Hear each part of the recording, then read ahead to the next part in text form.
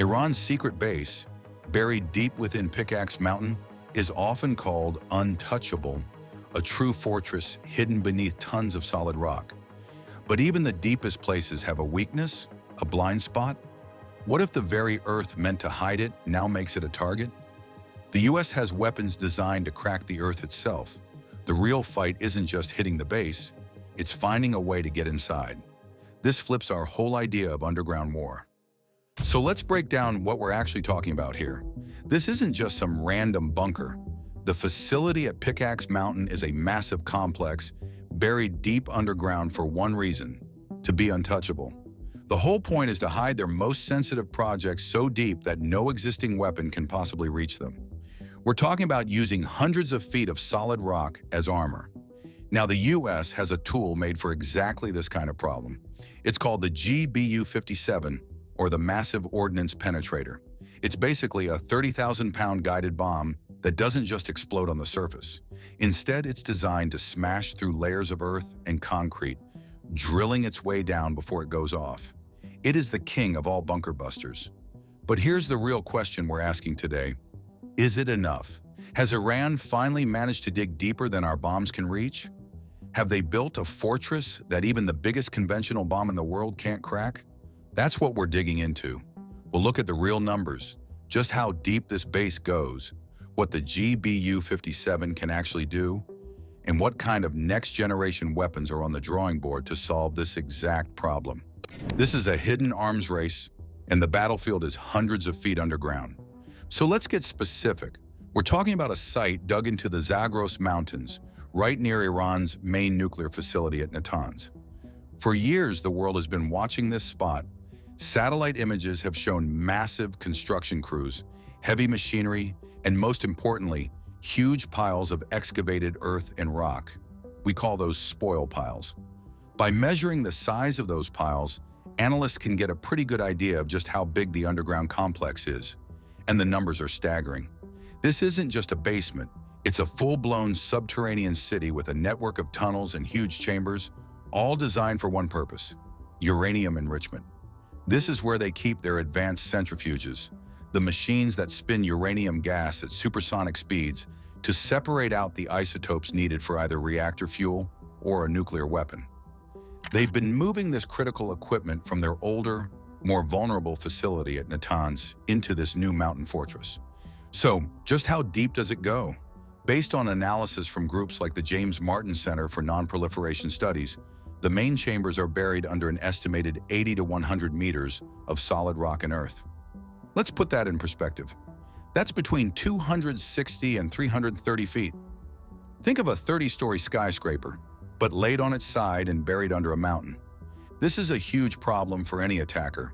The GBU-57, our best bunker buster, is officially rated to penetrate about 60 meters, or 200 feet, of 5,000 PSY reinforced concrete. While that's incredibly impressive, it's not enough to reach a target buried 300 feet deep, especially under dense mountain rock, which can be even tougher to get through than concrete. Iran knows these numbers. They didn't just dig until they got tired. They specifically engineered this facility to be deeper than any publicly known conventional weapon can reach. They literally looked at the specs for the world's biggest bunker buster and then just kept digging. The entrances to the facility are also heavily fortified. There are 4 main entry points, each likely protected by reinforced blast doors and air defense systems. The idea is to make it impossible to get in through the front door, forcing any attack to come from the top down.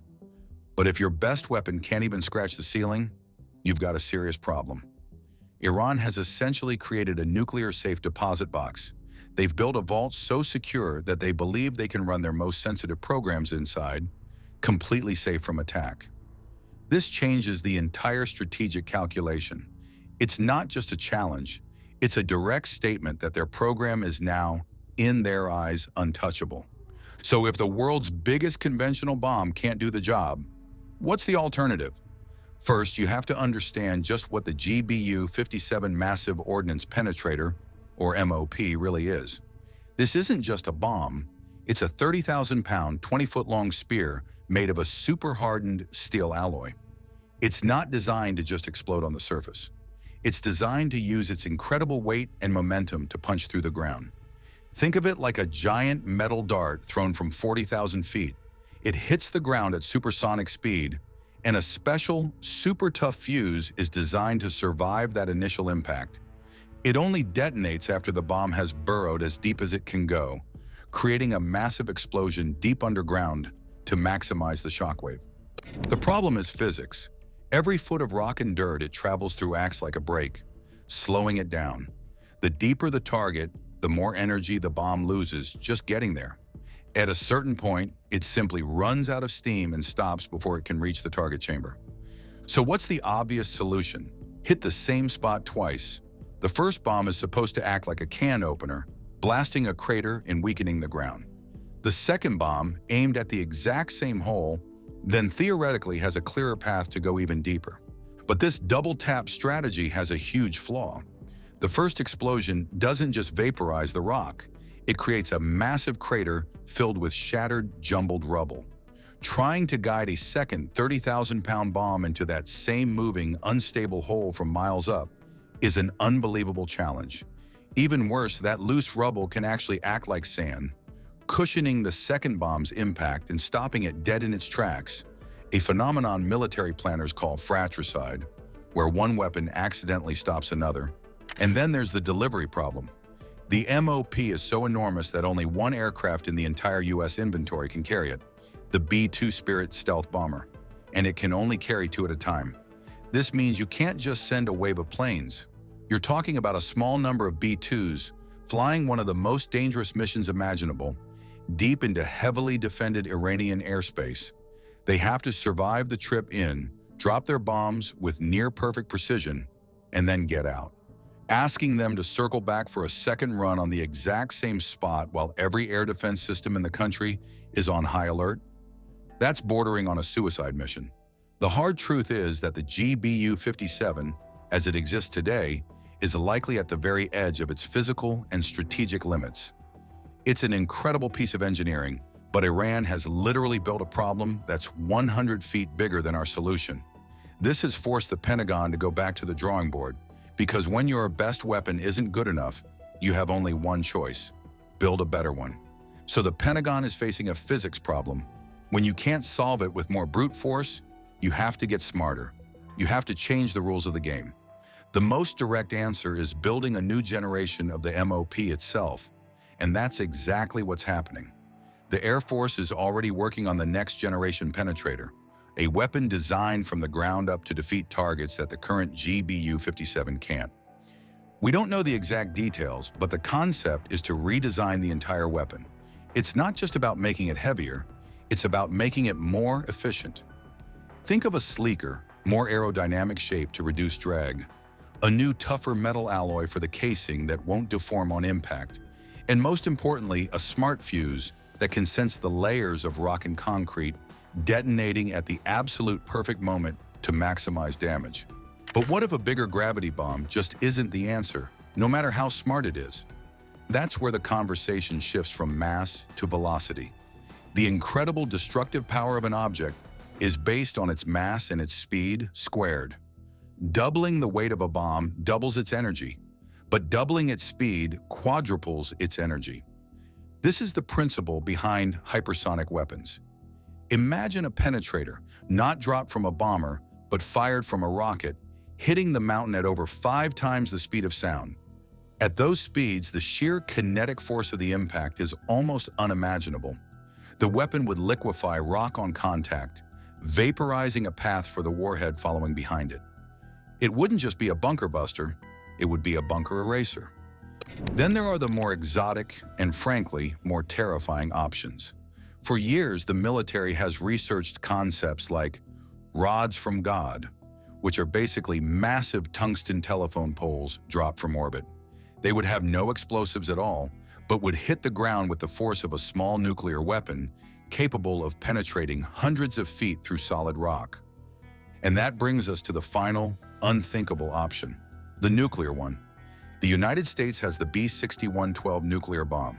It's unique because it's a dial-a-yield weapon, meaning its explosive power can be turned way down to as little as 300 tons of TNT equivalent. It also has a ground-penetrating case. The idea isn't to create a massive nuclear fireball, it's to detonate a very small nuclear charge deep underground. The explosion itself would be contained, but it would create a seismic shockwave so powerful it would be like triggering a localized man-made earthquake. The facility wouldn't be vaporized. It would collapse in on itself, crushed by the very mountain that was meant to protect it. Of course, using a nuclear weapon, even a small one, is a line that no one wants to cross. But the fact that these weapons exist and are being modernized tells you everything you need to know about how seriously this threat is being taken. This isn't a simple case of building a bigger bomb anymore. This is a high-stakes chess match being played with physics, engineering, and geopolitics. And for every move Iran makes by digging deeper, the US is forced to develop a countermove that is smarter, faster, and far more powerful. So what does all this mean for Iran's untouchable mountain fortress? It forces us to confront the true limits of conventional warfare. Current bunker busters just aren't enough for targets buried this deep. That's why we're seeing intense development in new weapons. Smarter penetrators, hypersonic missiles, even concepts like rods from God. And chillingly, the quiet modernization of small, earth-penetrating nuclear weapons. This isn't just about bigger bombs. It's a high-stakes chess game played with physics and geology. For every layer of rock Iran adds, the counter-move becomes smarter, faster, and far more powerful. The idea of a truly untouchable base is being challenged like never before.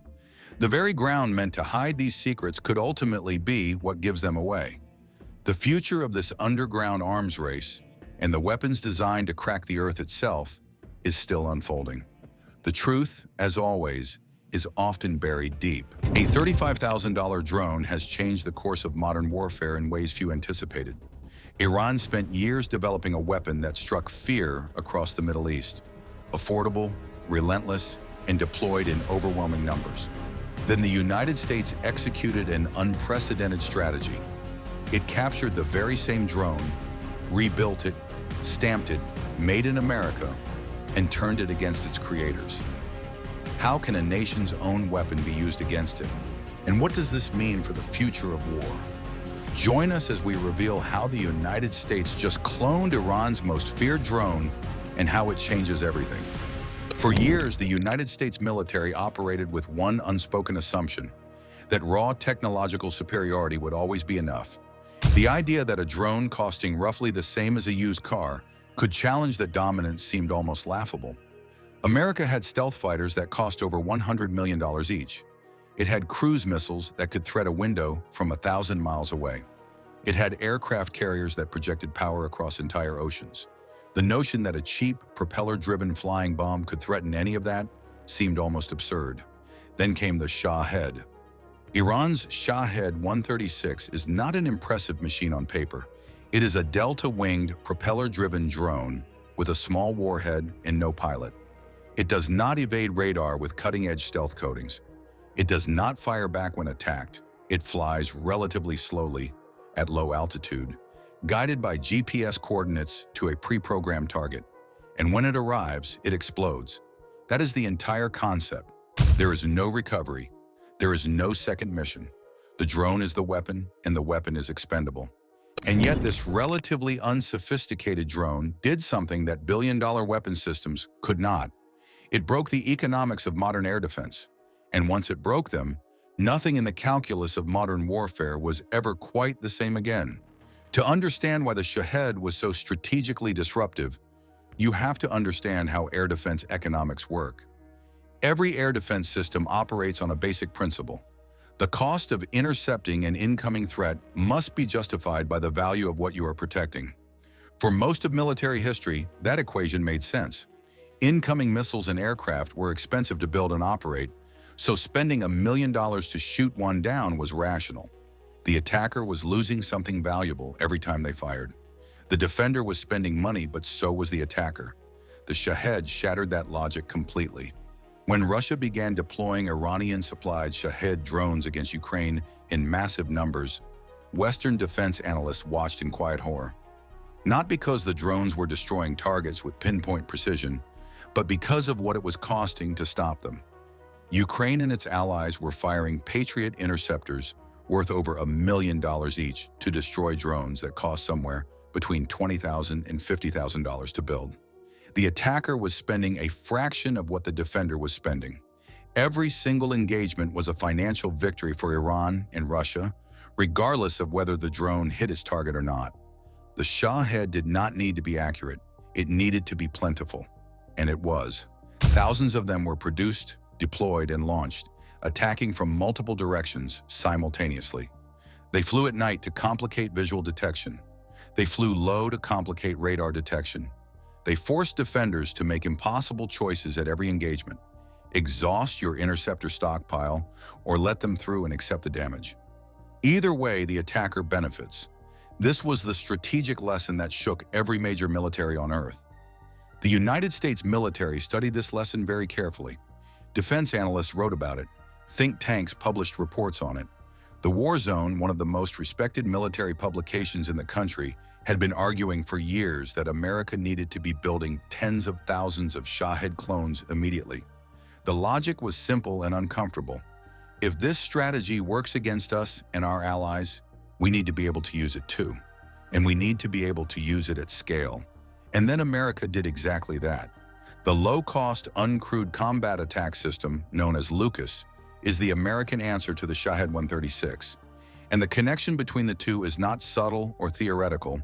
It is direct, deliberate, and openly acknowledged. American officials have described the process without apology. The United States captured one of Iran's Shahed drones, extracted its internal components, sent them back to engineers in the United States, rebuilt the system from the ground up using American manufacturing and American technology, added significant upgrades, and then deployed it against the very country that designed the original. CENTCOM Commander Admiral Brad Cooper put it in terms that left no room for interpretation. He told reporters that the United States captured the Iranian drone, pulled the guts out, sent it back to America, put a Made in America stamp on it, brought it back, and started shooting it at the Iranians. That is not a paraphrase. That is the admiral in charge of the entire Iran campaign, describing the program with remarkable candor at a press conference in Tampa, Florida. The drones are manufactured by SpectreWorks, a company based in Phoenix, Arizona. Each unit costs approximately $35,000. A Tomahawk cruise missile costs between $2 million and $2.5 million per shot. An air-launched cruise missile currently in service costs over $1 million. For the price of a single Tomahawk, the United States can now field over 50 Lucas drones. But Lucas is not simply a cheaper version of America's existing weapons. It represents a fundamentally different philosophy about what a weapon is supposed to be and how it is supposed to be used. Traditional American military doctrine has always been built around the principle of preservation. The entire procurement culture of the American military is built around the idea that each platform is a precious, irreplaceable asset. Lucas, however, inverts that logic entirely. These drones are designed from the start to be expended. They are not supposed to come back. The goal is to produce them so quickly and so cheaply that losing one in combat is strategically irrelevant. Defense planners call this concept attritable systems, platforms that are deliberately designed and accepted to be used up in combat. It is a radical departure from how the United States has approached weapons procurement for generations, and it reflects a hard-won recognition that in a conflict against an adversary willing to absorb enormous losses, the ability to match volume matters as much as the ability to field superior technology. The upgrades that America added on top of the Iranian original make Lucas significantly more capable than the weapon it was modeled after. The differences are not cosmetic, they are operationally transformative. Where the Shahed 136 flies a fixed GPS route to a pre-programmed coordinate and strikes whatever happens to be there when it arrives, Lucas operates in an entirely different tactical dimension. Multiple Lucas drones can communicate with each other while airborne. They can share sensor data, coordinate their approach vectors, and adjust their targeting based on what other units in the swarm are detecting in real time. This is autonomous cooperative behavior among multiple drones executing a shared mission.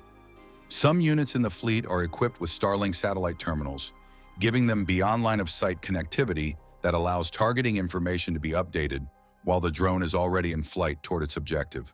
A Lucas drone can be launched, fly for hundreds of miles, receive updated coordinates mid-mission, and redirect itself to a new target without any human physically controlling it from moment to moment. The human remains in the loop in terms of authorizing the mission and approving the target list, but the execution is autonomous. The original Shahed was a blunt instrument designed for volume. The American version is a precision instrument that also happens to be available in volume. Lucas drones can be launched from multiple platforms, catapult systems on the ground, vehicle-mounted mobile launchers, and critically, from ships at sea. They were test launched from the Independence-class littoral combat ship USS Santa Barbara in the Persian Gulf before they ever saw combat. That naval launch capability is strategically significant. It means Lucas is not dependent on fixed airstrips that can be targeted and destroyed. It can be deployed from almost anywhere across a vast operating area, which makes the launch infrastructure itself extraordinarily difficult to suppress. CENTCOM established Task Force Scorpion Strike in December of 2025, following directives from War Secretary Pete Hegseth to accelerate the acquisition and deployment of cost-effective drone technology. It was the first squadron in American military history dedicated entirely to one-way attack drones. The mission was straightforward: provide affordable, rapidly deployable offensive drone capability to commanders in the Middle East as quickly as possible. The first combat use of Lucas came during Operation Epic Fury, the joint United States and Israeli military campaign targeting Iranian assets that began in early March of 2026. Task Force Scorpion Strike used Lucas drones in the opening salvos of the campaign. They were fired at unspecified Iranian targets on the first day and used repeatedly in the days that followed. For the first time in history, American forces were using mass-produced, low-cost kamikaze drones in sustained combat operations, the same category of weapon that had been exclusively associated with Iran and Russia just years before. When asked directly how effective Lucas had been in combat and how much it was helping preserve the stockpile of more expensive munitions, Admiral Cooper gave a two-word assessment: indispensable. That single word from the commander of United States Central Command is worth dwelling on, meaning the campaign as conducted could not have been executed in the same way without it. When asked what kinds of targets Lucas had been used against, Cooper's answer was equally economical: good ones. The strategic impact of Lucas extends well beyond any individual strike or any single campaign. For years, one of the most serious concerns animating American military planning around a potential conflict with Iran was the question of magazine depth. Iran possesses thousands of drones and missiles. Producing enough expensive cruise missiles and interceptors to match that volume was economically and industrially unsustainable over a prolonged conflict. The fear was that Iranian barrages would outlast American and Allied stockpiles, forcing a choice between accepting devastating strikes or escalating beyond what the political situation could bear. Lucas has directly addressed that fear. Iran's response to all of this was as revealing as it was predictable. Rather than acknowledging that the United States had studied their approach and built a superior version of their own weapon, Iranian military officials pivoted to accusation. The spokesperson for Iran's Khatam al-Anbiya central headquarters publicly charged that America and Israel had copied the Shahed design and were deploying Lucas drones specifically to frame Iran for drone attacks across the region that they themselves were carrying out. The allegation was elaborate. Lucas was not a weapon aimed at Iran, but an impersonation designed to make Tehran look responsible for strikes it had nothing to do with. Consider what that accusation actually reveals beneath the political theater. Iran built a drone so effective, so distinctive in its design, and so thoroughly associated with Iranian military operations across the Middle East that when America built a near-identical version, Iran's instinct was not to acknowledge the imitation. Their instinct was to claim that America was using the similarity to commit fraud. That response tells you everything about how central the Shahed had become to Iran's sense of its own military identity. And it tells you everything about how completely Lucas had disrupted that identity. The upgraded F-22 Raptor is challenging global defense norms. With enhanced stealth, improved engines, and advanced sensor fusion, its air superiority is redefined. Critics warn these changes could trigger an arms race, while others argue it secures U.S. dominance. Meanwhile, China and Russia are investing in next-generation fighter technologies to lead the innovation race. As Beijing and Moscow ramp up their modernization efforts, the critical question remains: can the F-22 maintain its supremacy, or will emerging platforms like the F-47 usher in a new era of aerial warfare? Join us as we uncover the cutting-edge upgrades of the F-22 Raptor, advancements so powerful they've captured China's attention. The F-22 Raptor is one of the most advanced fighter jets ever built, but it didn't start out that way. It began as part of the U.S. Air Force's Advanced Tactical Fighter program in 1981. The goal was to replace the F-15 and F-16, which were powerful but becoming vulnerable to new Soviet threats. The Soviets were developing advanced missiles, airborne warning systems, and new fighters like the Su-27 and MiG-29, which could challenge U.S. air superiority. To stay ahead, the U.S. needed a fighter that was faster, stealthier, and more advanced. Engineers designed the ATF to dominate in a future war, using cutting-edge technology like lightweight materials, better flight controls, and engines that allowed supercruise. Sustained supersonic flight without using fuel-hungry afterburners. Most importantly, it had stealth capabilities, making it nearly invisible to enemy radar. After years of competition, Lockheed YF-22 won against Northrop's YF-23 in 1991. While the YF-23 was stealthier and faster, the YF-22 was more maneuverable thanks to its thrust vectoring engines, which allowed it to perform sharp turns and outmaneuver enemies in close combat. Lockheed's design also had fewer risks, making it the Air Force's top choice. Over the years, the F-22 has received multiple upgrades to keep it at the top of the game. Originally built for air-to-air combat, it has been enhanced to handle air-to-ground missions with precision bombs, making it more versatile. Its avionics have been upgraded, including better radar and sensor fusion, allowing pilots to detect and track threats even more effectively. One of the biggest improvements is its stealth maintenance. When the F-22 first entered service, its stealth coatings required a lot of upkeep, but new materials have made it more durable and easier to maintain. This means less downtime and more time in the air, ready for action. The F-22's weapon systems have also been enhanced. It now uses improved AIM-9X Sidewinder missiles for short-range dogfights and AIM-120D AMRAAM missiles for long-range engagements. Additionally, new software upgrades have given it the ability to communicate better with other aircraft, improving its role in networked warfare. While the Air Force stopped producing the F-22 after building 186 jets, it has continued to receive technological upgrades.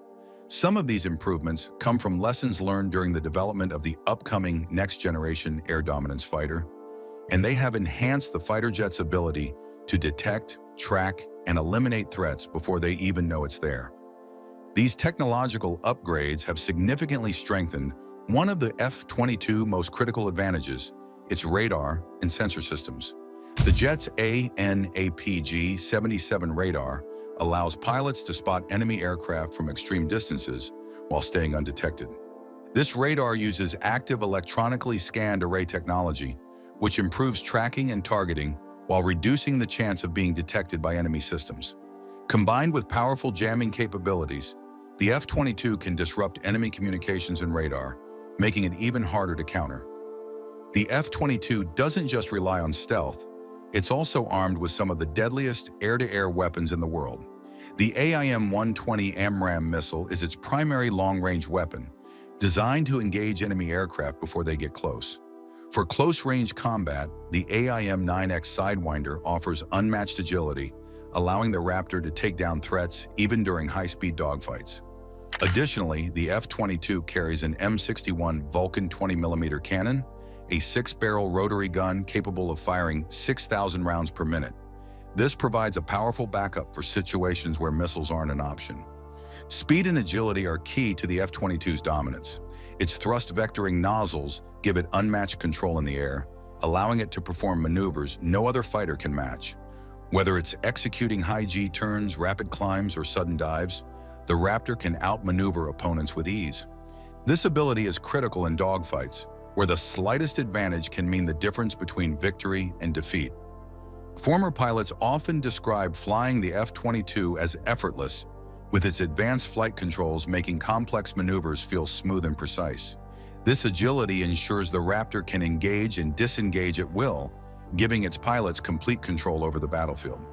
While the F-22 is already a technological marvel, ongoing software and hardware upgrades will keep it ahead of emerging threats. The F-3R, that is, Form, Fit, Function Refresh program, is enhancing the aircraft's avionics, increasing its processing power and sensor capabilities. These improvements will make the Raptor even deadlier, allowing it to integrate with next-generation systems and unmanned drones in future combat scenarios. The Air Force is also working on engine enhancements to boost efficiency and power, ensuring the Raptor remains capable of supersonic speeds without afterburners. These updates will extend the F-22's operational life, keeping it in service for years to come. Last year, Lockheed Martin successfully ran 6 flight tests to add new high-tech features to the stealth fighter. The U.S. Air Force relies heavily on its fleet of F-22s, and these upgrades will help keep the jet at the top of its game, possibly all the way into the 2040s.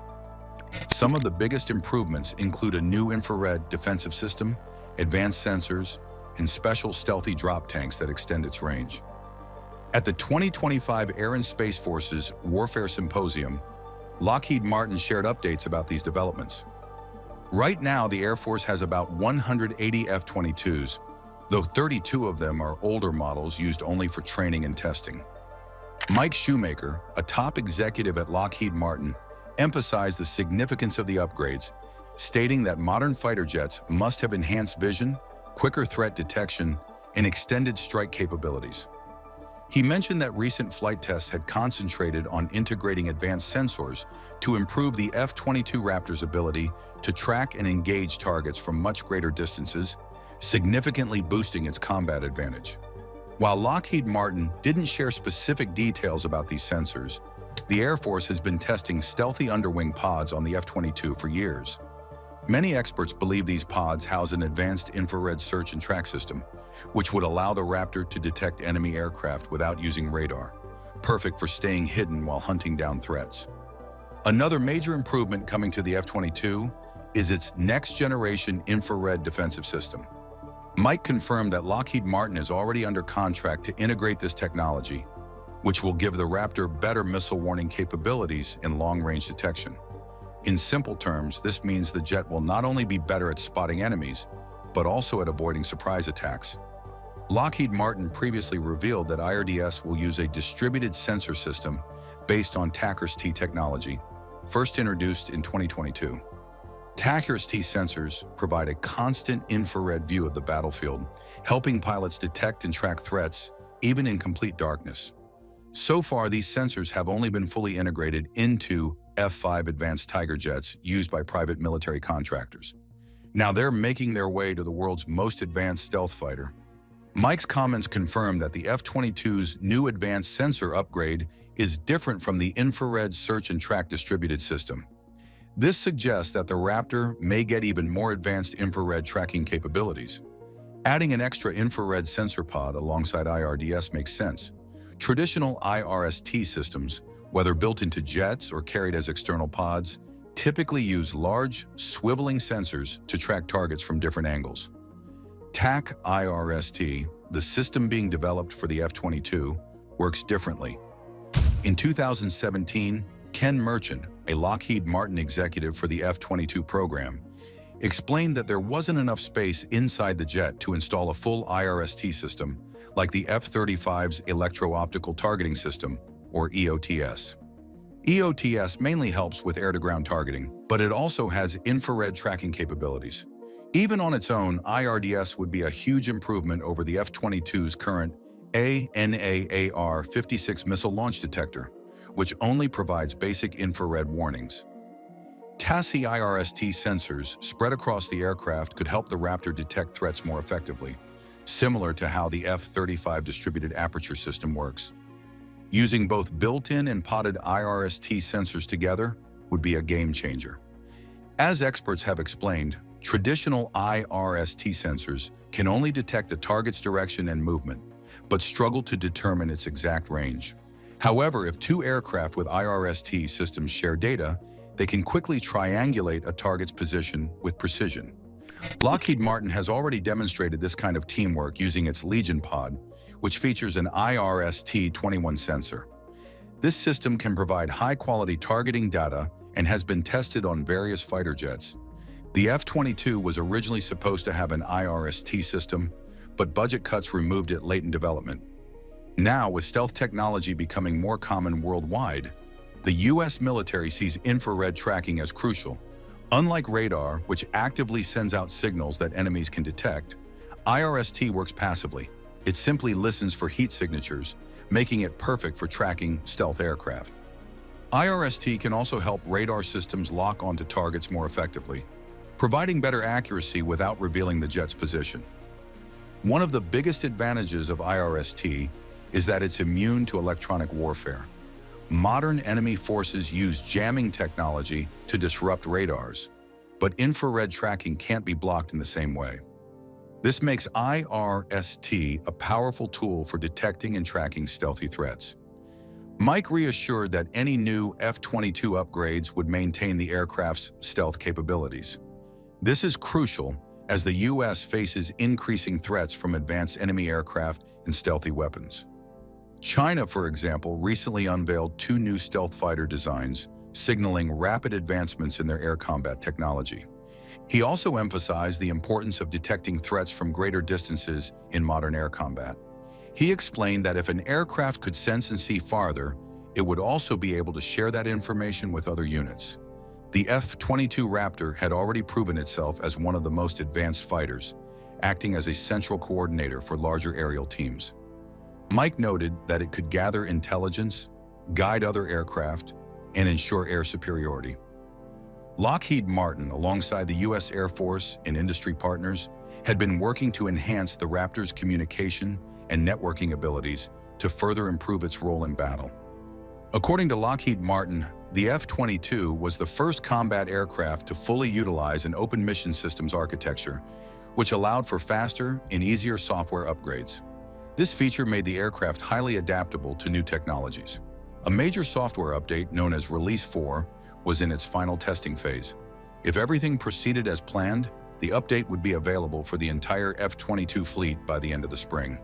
He also pointed out that this upgrade would make it easier to integrate third-party applications into the aircraft's mission systems, enhancing its capabilities even further.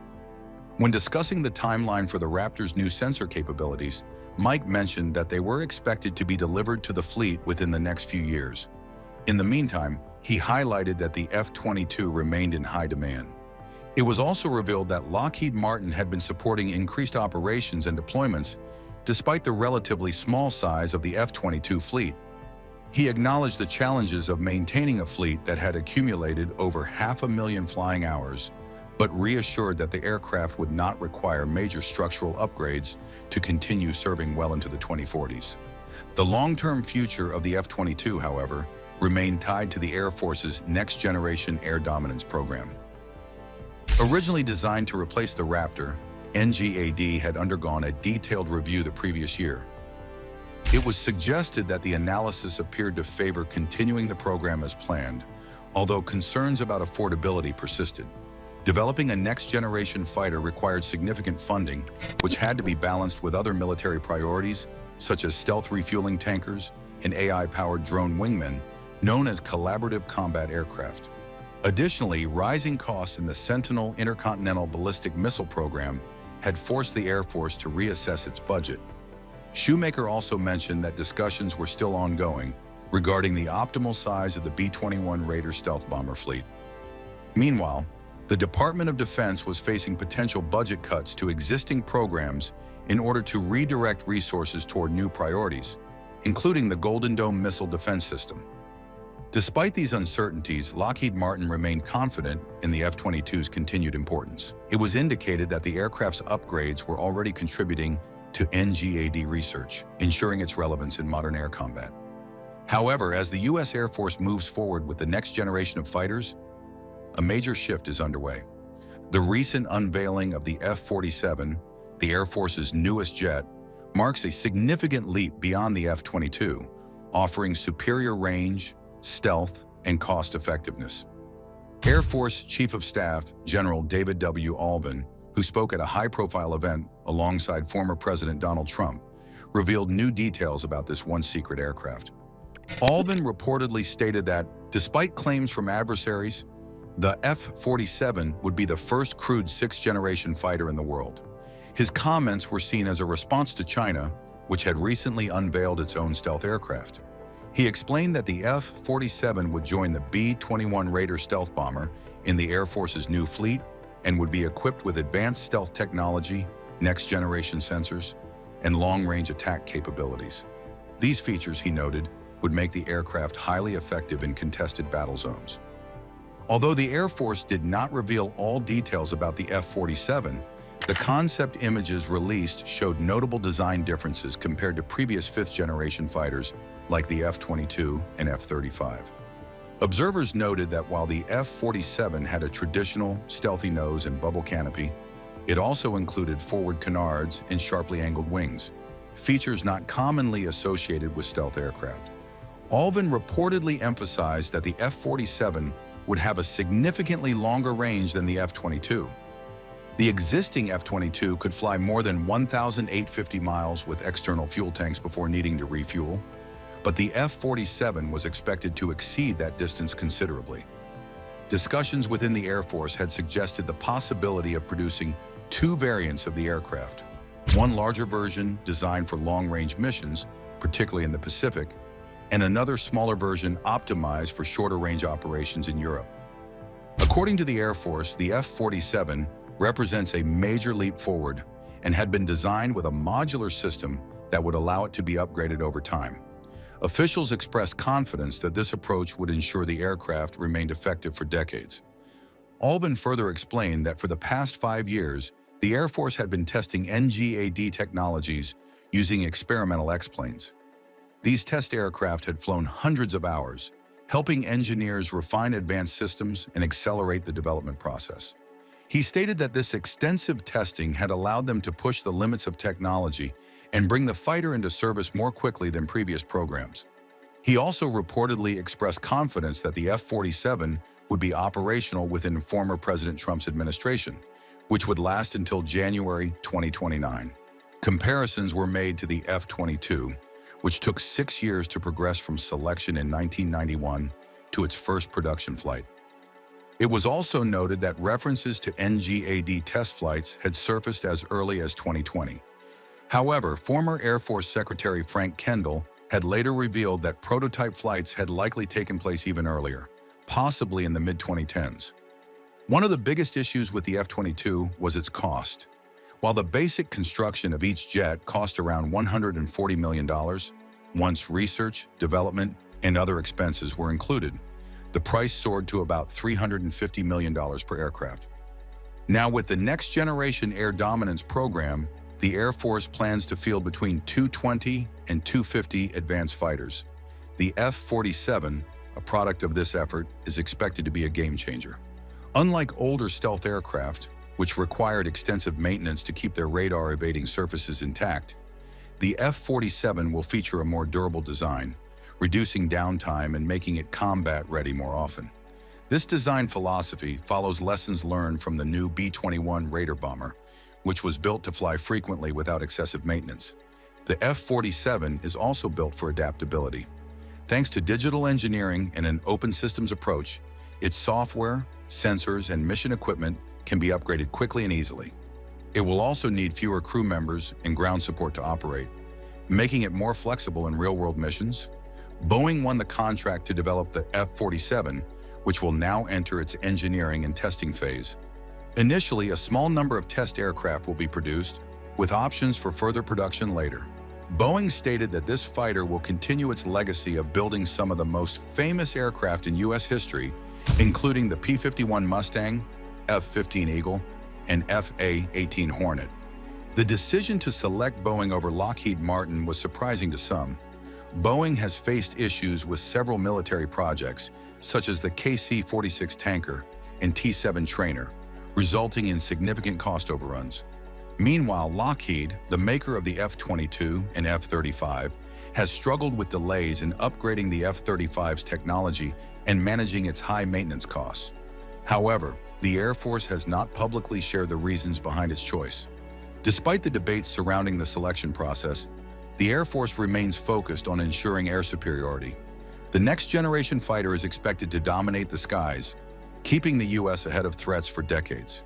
Meanwhile, the F-22 will remain a key part of the USF's fleet, benefiting from upgrades until its eventual replacement by the Boeing F-47, ensuring continued air superiority well into the future. In 2023, Iran unveiled a missile they claim reaches Tel Aviv in 30 seconds. They call it the Fateh-2, a hypersonic glide vehicle flying at Mach 15 with a warhead heavy enough to flatten a city block. Western analysts are not convinced it works the way Tehran says it does, but the claim alone has forced Israel to rush a missile interceptor that does not exist yet. What makes this threat so dangerous is not just the speed, it is the possibility that Iran has found a hole in the most advanced missile shield on Earth. Iran's missile program has always been a conversation about distance and survival. For decades, the Islamic Revolutionary Guard Corps has built an arsenal of ballistic weapons that can reach every corner of the Middle East. The Shahab 3 family, the Ahmad, the Khorramshahr, each one represents a step forward in range, accuracy, and payload. But none of them carry the label that makes defense planners wake up in the middle of the night. None of them were called hypersonic. That changed on a November morning in 2023. At an exhibition staged by the IRGC Aerospace Force, Iran pulled back the curtain on a weapon it called the Fateh-2. The name means conqueror in Persian, and the symbolism is not subtle. Iranian state media described it as a hypersonic glide vehicle with a range of 1,400 kilometers and a terminal velocity of Mach 15. That is roughly 18,000 kilometers per hour. At that speed, the 1,600-kilometer flight path from western Iran to Tel Aviv would take approximately 5 to 6 minutes of sustained travel. The 30 seconds framing that has circulated in headlines is sensationalized. Iranian sources themselves have cited closer to 400 seconds for the full engagement timeline. The Fateh-2 is not Iran's first attempt at this category of weapon. 7 months earlier, in June 2023, the IRGC unveiled the Fateh-1. That missile used a 2-stage propulsion system, a solid fuel booster, and a liquid fuel second stage with thrust vector control. Iran claimed it could maneuver inside and outside the atmosphere, slip past interceptors, and deliver a 350 to 450 kilogram warhead with precision. Western analysts looked at the design and saw something different. Fabian Hinz, a research fellow at the International Institute for Strategic Studies, assessed that the Fateh-1 was not a true hypersonic glide vehicle at all. It was a medium-range ballistic missile with a maneuverable re-entry vehicle, a MARV, capable of terminal phase adjustments, but not the sustained, low-altitude glide that defines a genuine HGV. The distinction matters. A traditional ballistic missile follows a predictable arc. It climbs, it coasts, it descends. Interceptors like Israel's Arrow 3 are designed to meet that arc in space, where the warhead is a cold, bright dot against a black background. A true hypersonic glide vehicle breaks that script. It separates from its booster high above the Earth, then drops into the upper atmosphere and skips along at Mach 15 like a stone across a pond. It can pull lateral maneuvers. It can change altitude. It does not follow the math that interceptors were built to solve. Iran says the Fateh-2 is that weapon. Western experts are skeptical. They point to the gap between a prototype at an exhibition and a combat-ready system tested under operational conditions. They note that true HGV technology requires materials and guidance systems that very few nations have mastered. China fields the DF-17, Russia deploys the Avangard, the United States is still refining its own programs. For Iran to jump into that club with an indigenous design would represent a leap that strains credulity. But credibility is not the only currency that matters in this game. The claim itself has already achieved an effect. Israel's defense posture, its procurement priorities, and its strategic partnerships are all reacting to the possibility that this weapon is real, or real enough. In a deterrence equation, perception can be as powerful as performance. If your adversary believes you hold a missile that can punch through their shield, they must spend money, shift forces, and rethink assumptions whether the missile works perfectly or not. That is exactly what is happening now. To understand why the Fata-2 frightens defense planners, you have to look at what a hypersonic glide vehicle actually does. A conventional ballistic missile is a physics problem with one solution. Once the booster burns out, the warhead is a projectile on a fixed path. Yes, it moves incredibly fast. Yes, it is hard to hit. But its trajectory is governed by gravity and initial velocity, which means it can be tracked, predicted, and intercepted by a system with enough radar coverage and the right intercept geometry. That is the entire theory behind Israel's Arrow program. You find the warhead early, you compute where it will be, and you throw a smaller, faster projectile into its path. A hypersonic glide vehicle breaks that theory. After separation from its booster, an HGV dives back into the atmosphere and uses the air itself as a surface to generate lift. It is not coasting, it is flying. And because it is flying, it can turn, it can bank, it can pull maneuvers that bleed speed but create lateral displacement. The kind of displacement that makes an interceptor's targeting solution go stale in the final seconds before impact. Iran says the Fata-2 operates in exactly this regime. The claimed specifications are sobering. Mach 15 in the terminal phase, a range of 1,400 to 1,500 kilometers, a warhead mass between 350 and 450 kilograms, and most critically, a road-mobile transporter-erector launcher platform that allows the system to hide in plain sight across Iran's vast interior, roll out onto a highway or a remote desert pad, fire, and relocate before any retaliatory strike can arrive. The IRGC has spent years building underground missile cities, vast subterranean complexes tunneled into mountains where launchers and fuel stores sit beyond the reach of conventional airstrikes. If the Fata-2 is deployed from those facilities, it is not just fast, it is also survivable. But here is where the engineering gets complicated. At Mach 15, the air around the vehicle becomes a plasma. Heat-shielding materials must survive temperatures that would melt aluminum in seconds. Guidance systems must operate through a sheath of ionized gas that can block GPS signals and blind optical sensors. Aerodynamic control surfaces must respond with precision at speeds where the smallest miscalculation converts a glide into a tumble. These are not theoretical problems.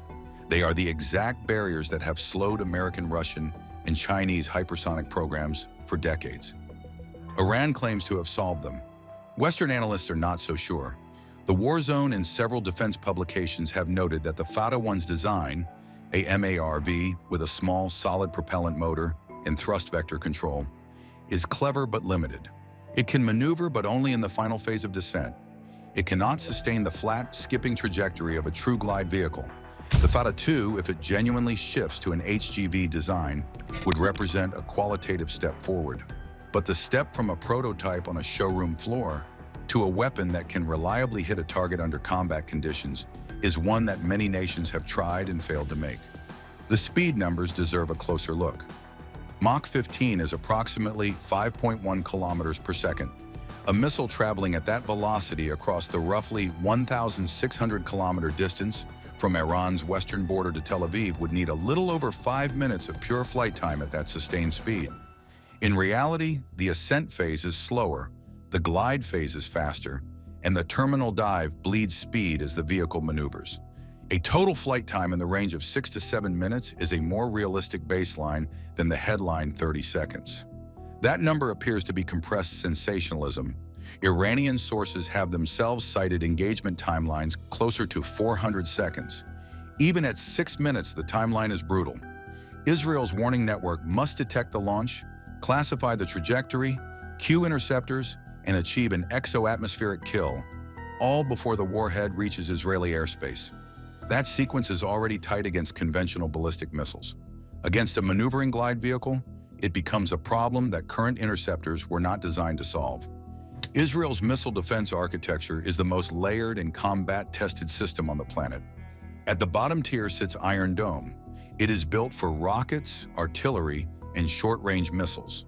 weapons that fly low and slow within roughly 70 kilometers of the border. Iron Dome has intercepted thousands of projectiles since it entered service, and its success rate against single targets is close to 90%. But it is not designed for ballistic re-entry vehicles descending from space at Mach 15. Above Iron Dome sits David's Sling. Developed jointly with the United States, David's Sling handles medium-range threats, cruise missiles, drones, and ballistic missiles with ranges up to 300 kilometers. It uses the Stunner Interceptor, a two-stage hit-to-kill vehicle with its own radar seeker. David's Sling was upgraded shortly before the current conflict cycle with improvements to its radar discrimination and engagement software. But its envelope is still atmospheric.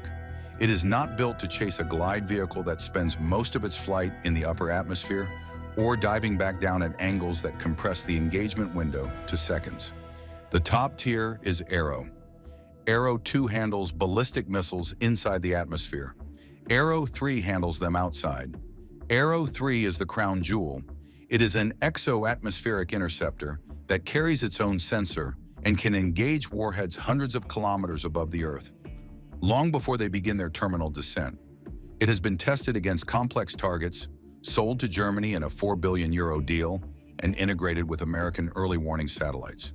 If a conventional ballistic missile leaves Iran, Arrow 3 is the system built to kill it in space. But Arrow 3 was designed for predictable arcs. The interceptor computes an intercept point based on the warhead's trajectory. If the warhead is gliding and maneuvering, that computation becomes a guess that must be refreshed constantly. The interceptor must carry enough fuel to correct its own path in real time, and it must survive the same plasma and thermal stresses that the glide vehicle itself faces. These are not minor software updates. They are fundamental hardware and aerodynamic challenges. That is why Israel is racing to field Arrow 4.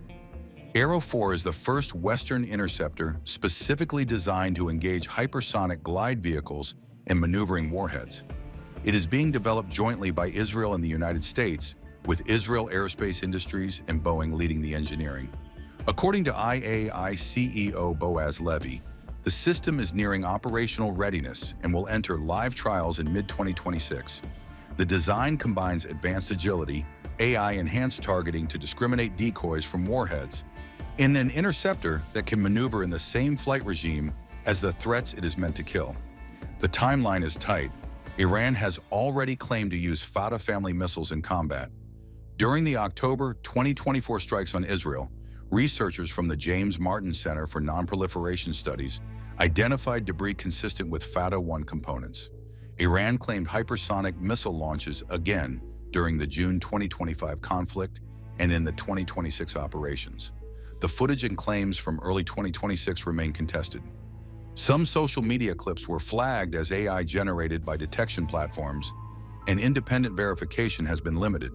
But the claims are doing their job regardless.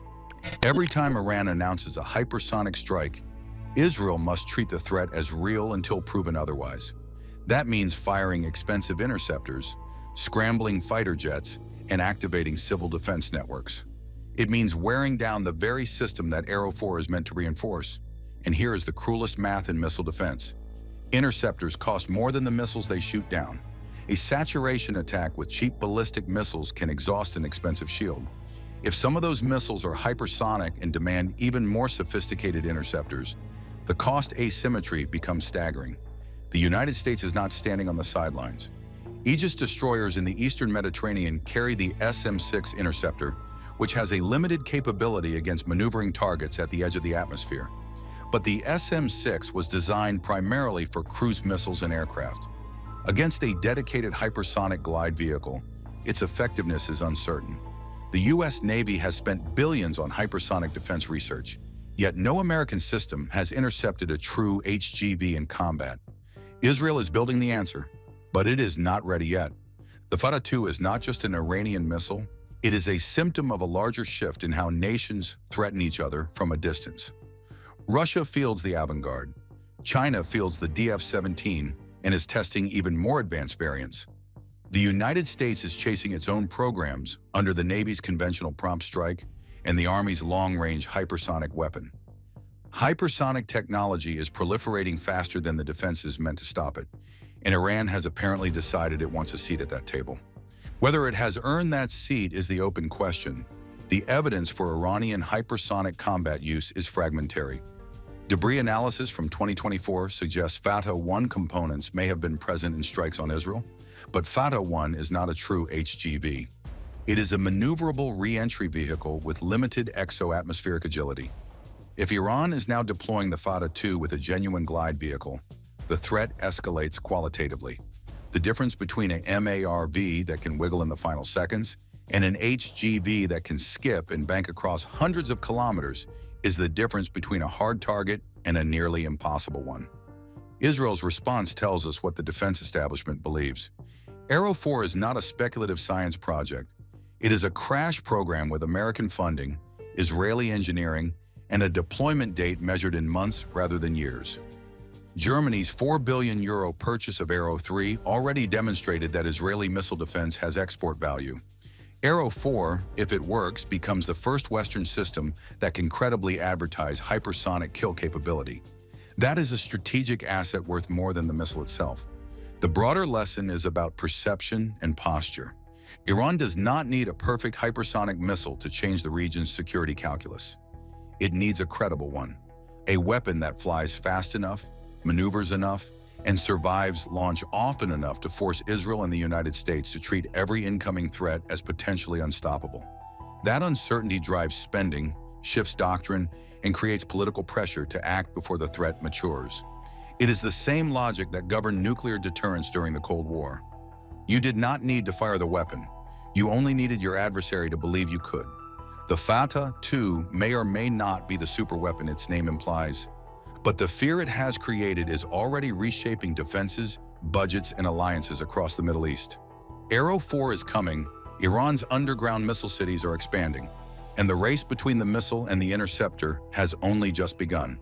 The Fatah-2 may or may not be the superweapon Iran claims, but the fear it created has already reshaped the region's defenses. Deep underground, behind dozens of meters of solid rock, Iranian scientists believed they'd found the perfect shield. The logic seems sound. No air force in the world could reach them down there. But here's what they got wrong. The deeper you bury a nuclear program, the more precisely the US military has learned to target it. What we're going to show you is the weapon system built specifically to solve that problem, and why no bunker Iran can realistically build or operate will keep its program safe. The bunker strategy, why Iran went underground. Iran didn't decide to go underground on a whim. It watched what happened to Saddam Hussein's nuclear ambitions after the Israeli strike on Osirak in 1981, and it watched what happened to Libya's Gaddafi after he gave up his weapons program and was removed anyway. The lesson Iran took from both of those situations was simple. If you want a nuclear program to survive, you can't leave it sitting on the surface where anyone with a GPS coordinate and a large enough bomb can reach it. So Iran started digging. The most well-known result of that strategy is Fordow. It sits near the city of Qom, carved into the rock of a mountain rather than simply buried beneath flat ground. The Iranians chose that site deliberately. The mountain itself adds protection that poured concrete alone can't replicate. At reported depths of around 80 to 90 meters below the surface, the facility was designed from the start with one specific threat in mind: American and Israeli air power. The thinking behind it is straightforward physics. The deeper a structure sits, the more material a warhead has to pass through before it reaches anything worth destroying. At 80 meters of rock and reinforced concrete, you're outside the reach of almost every conventional airdrop weapon ever built. Iran's engineers knew the specifications of the munitions that existed when Fordow was being constructed, and they built accordingly. But depth wasn't the only layer of the strategy. Iran deliberately spread its nuclear work across multiple sites: Natanz for centrifuge operations, Arak for a heavy water reactor, Isfahan for uranium conversion, and Fordow for the enrichment work considered most sensitive. The logic of dispersal is that any adversary planning a strike has to hit all of them simultaneously, or accept that whatever they don't hit will survive and continue operating. Miss one and the program lives. There's also the political dimension to dispersal. Striking a single facility can be framed as a limited, targeted operation. Striking 6 or 8 sites scattered across a country the size of Iran starts to look like a war. And that calculus has historically made Western governments hesitant to act.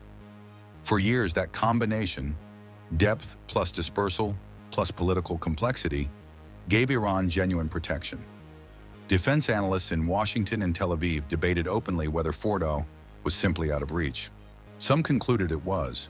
The Iranians were following that debate closely, and what they heard gave them confidence the strategy was working.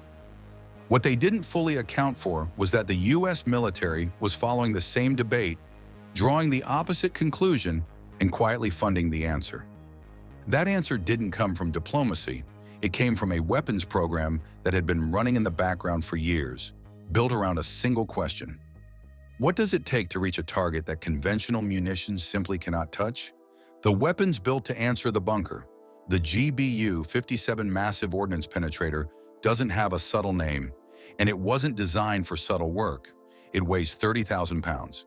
To put that in context, that's roughly the weight of 2 full-grown African elephants, packed into a single weapon and dropped from altitude at high speed. The U.S. Air Force developed it for one purpose: reaching targets that nothing else in the arsenal could touch. The way it does it comes down to engineering that looks almost crude until you understand the physics. The outer casing is hardened steel, thick enough to survive the violent deceleration of punching through rock and reinforced concrete without the weapon breaking apart before it reaches its target depth. Inside, a delayed fuse gives the warhead time to travel down through the layers of material before it fires.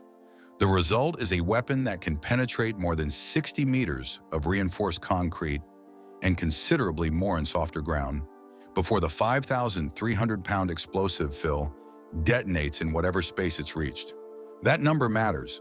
60 meters of reinforced concrete is a different problem than 60 meters of mountain rock, and the distinction is worth holding on to because it becomes important when we get to Fordow specifically. The only aircraft in the U.S. inventory capable of carrying the MOP is the B-2 Spirit, and it carries 2 of them. That's not a limitation of the aircraft so much as a reflection of how big the weapon actually is. The B-2's bomb bay was modified specifically to accommodate the MOP, meaning the Air Force committed real money and engineering time to making this delivery possible.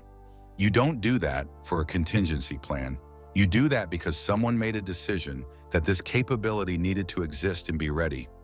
The MOP didn't appear from nowhere. It was preceded by the GBU-28, which became famous during the Gulf War in 1991. A 5,000-pound weapon that could punch through about 6 meters of concrete. At the time, that was enough to threaten the bunkers Saddam Hussein was using. But as Iran and North Korea watched that conflict and started building their own underground infrastructure, they built deeper. The GBU-28 stopped being a credible threat to the facilities they were constructing. The gap between what the U.S. could deliver and what adversaries were burying kept widening through the 1990s and into the 2000s. The MOP program was the direct institutional response to that gap. Congressional documents from the mid-2000s name Iran and North Korea explicitly as the threat scenarios driving the weapons development. The U.S. government wasn't being subtle about what this was for. The MOP reached operational status around 2011, and the Air Force has continued refining it since. At least 2 upgrade programs have improved its guidance systems and fusing to address specific feedback about penetration, performance against particular soil and rock compositions. That last detail is worth sitting with. The upgrades weren't generic improvements. They were responses to specific target characteristics, which means U.S. planners have been modeling Fordow and facilities like it in enough detail to identify exactly what adjustments the weapon needed to defeat them. The MOP wasn't just built to reach underground facilities in general. It was progressively refined to reach the specific ones that matter most. Penetration depth alone, though, is only part of the equation. Getting a 30,000-pound bomb to the right coordinate over defended territory without being shot down before it releases, that's a separate problem entirely, and it required a separate solution. Delivery, precision, and the platforms that make it work. The B-2 Spirit is the reason any of this works. Without a platform that can carry the MOP into defended airspace and release it accurately, the weapon is just an engineering achievement sitting in a hangar. Stealth is what converts that engineering into an actual military option. The B-2's radar cross-section is roughly the size of a large bird, a product of its flying wing shape, radar-absorbent surface materials, and the careful internal routing of engine exhaust to reduce heat signatures. Iranian air defenses are built around radar. They need to detect, track, and engage an incoming aircraft in a sequence that takes time. The B-2 breaks that sequence at the first step. If the radar can't produce a reliable track, the missiles that depend on that track can't fire effectively. The aircraft reaches its release point, drops its payload, and exits before the defense system has resolved what it was looking at. Precision is the other half of that equation. The MOP uses a combination of GPS guidance and an inertial navigation system that runs independently in case GPS signals are jammed or degraded. Together, they put the weapon within a few meters of its target coordinate. And that accuracy is what makes sequential strikes possible. You can drop the first weapon into a specific entry tunnel, then drop the second through the hole the first one created, driving the destruction progressively deeper into the structure. That's not a theoretical concept. It's a documented strike methodology the Air Force calls reattack, and it was specifically developed to address cases where a single pass isn't sufficient to guarantee destruction. But before any weapon leaves the aircraft, intelligence has to do its work.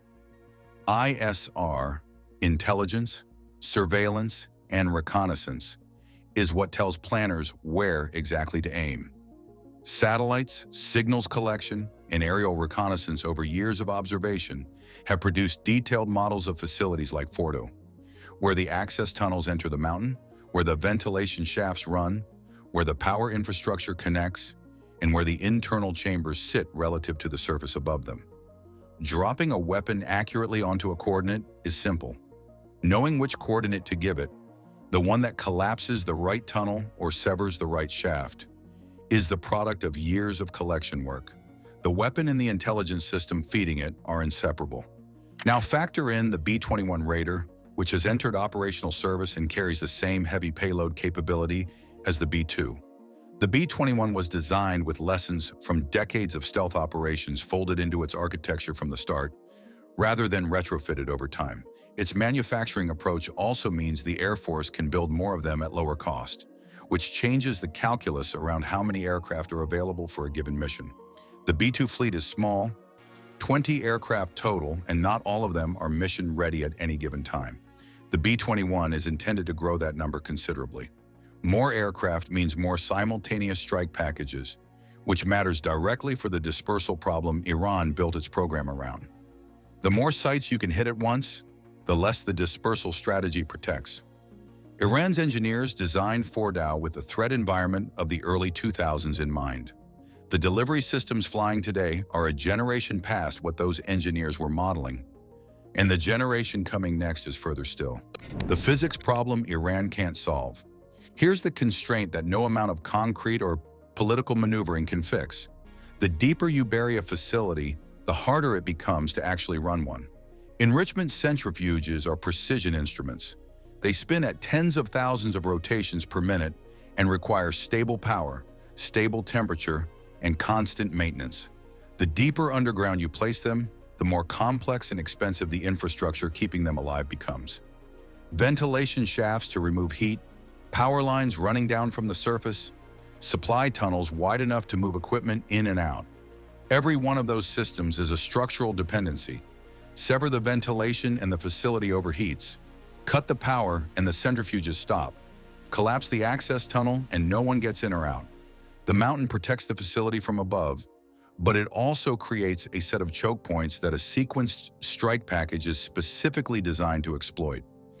That's the part of bunker busting that rarely gets discussed. It isn't just about driving a warhead through the roof. A coordinated strike targets the tunnel entrances, the ventilation outlets, and the external power nodes in a sequence that leaves the interior intact but completely inoperable. A facility that survives a strike in that condition is still offline for months, possibly years, while the damage is assessed and the infrastructure rebuilt. From a military planning perspective, that outcome is nearly as good as destruction, because the time it buys is the point. Now apply that to Fordo specifically. The facility sits at a depth where the MOP's penetration capability against the rock composition of that mountain sits at the edge of what's publicly confirmed, and U.S. officials have acknowledged that tension openly, then pointed to the upgrade programs that followed. What those upgrades addressed, based on what's been reported, was exactly that margin. The weapon was improved to close it. Iran's engineers face a dilemma with no clean exit. Push the facility deeper to stay ahead of penetration capability, and you make the operational problems worse. Longer ventilation shafts, longer supply lines, more surface infrastructure that satellites can image and strike packages can target. Stay at current depth and accept that the MOP, delivered accurately and sequentially, puts the facility at genuine risk. There's no depth that solves both problems at once, because the geological constraints that limit what a bomb can reach are the same constraints that limit what an engineering team can build and sustain. The bunker was always a bet that the weapons pointed at it would never quite catch up. That bet is no longer paying out. Where this leaves Iran, no underground facility survives indefinitely against an adversary with the will to use what it has built. That's not a political statement. It's the operational conclusion that falls out of the physics and the engineering on both sides. Iran's nuclear timeline has always been shaped by diplomacy, sanctions, and internal politics. What's changed is that the military dimension now adds a hard constraint that those other factors can't negotiate around. The U.S. has the weapon, the platform, the intelligence picture, and a demonstrated willingness to act when it judges the moment right. Israel has struck Iranian assets before and has been explicit about what it will not accept. Both of those realities exist independent of whatever is happening at the negotiating table.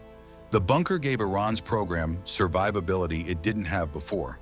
What it didn't give Iran was a permanent solution. It gave the program more time. And time in this context is running out faster than the mountain overhead would suggest.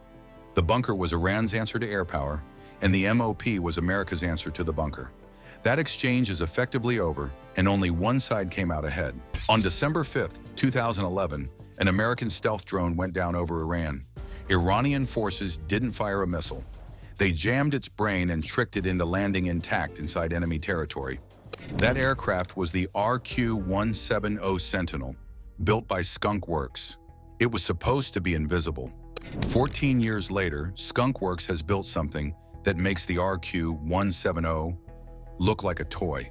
The RQ-170 wasn't a prototype, and it was already operational when it went down. Before the loss, the Central Intelligence Agency had used it over Pakistan during the raid that killed Osama bin Laden. It carried no weapons because its only payload was silence. Its designers built it to evade radar and other surveillance systems, and it had done so successfully for years before that December night. Iranian forces near Kashmir picked it up as it crossed into northeastern airspace, and they tracked it for miles before deciding to act. They didn't shoot it down, and instead they jammed its command link while spoofing its GPS coordinates. The drone believed it was landing at its home base, and it touched down on Iranian soil almost completely intact. State television broadcast images of the captured aircraft within days.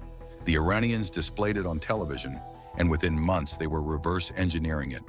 Within 3 years, Iran claimed to have test-flown a domestically built copy. The design features, the radar-absorbing materials, and the control architecture were all laid bare for engineers in Tehran. This was more than an intelligence victory. It was a demonstration of how patience, reverse engineering, and one captured airframe can dismantle an entire doctrine of low observable technology that the United States had spent decades refining. For Skunk Works, the loss was devastating. The RQ-170 represented years of classified engineering and operational testing. To see it sitting in a hangar under Iranian flags forced a question that would drive the next decade of black project development inside the most secretive division at Lockheed Martin. If a stealth drone could be detected and captured without a shot fired, then stealth itself needed to be redefined from the ground up. The capture exposed a truth the Pentagon had preferred to ignore. Stealth was never absolute. It was a set of design choices optimized for specific threats, and Iran had found the gaps between them. Electronic emissions, data link signatures, and thermal output were all vulnerabilities that radar cross-section alone couldn't address, no matter how advanced the shaping or the absorbing coatings had become. The Pentagon's response wasn't to abandon stealth. It was to expand it. Engineers realized that reducing radar visibility was no longer enough when an adversary could exploit every other signature the aircraft produced. The new challenge was to build a platform that disappeared across multiple detection methods simultaneously. This is where the concept of multispectral stealth enters the picture. Traditional stealth attacks the electromagnetic spectrum in the bands used by fire control radars, primarily X-band and Ku-band. That approach works against missile guidance systems, but it leaves other spectrums wide open. And those gaps are where the real danger lives. Iran had proven this in 2011. Their electronic warfare operators didn't need to break the RQ-170's radar evasion to bring it down. They attacked its brain instead. The lesson was stark. If you want to survive over contested airspace, you need to vanish from radar, from infrared sensors, from electronic surveillance, and from visual detection all at the same time.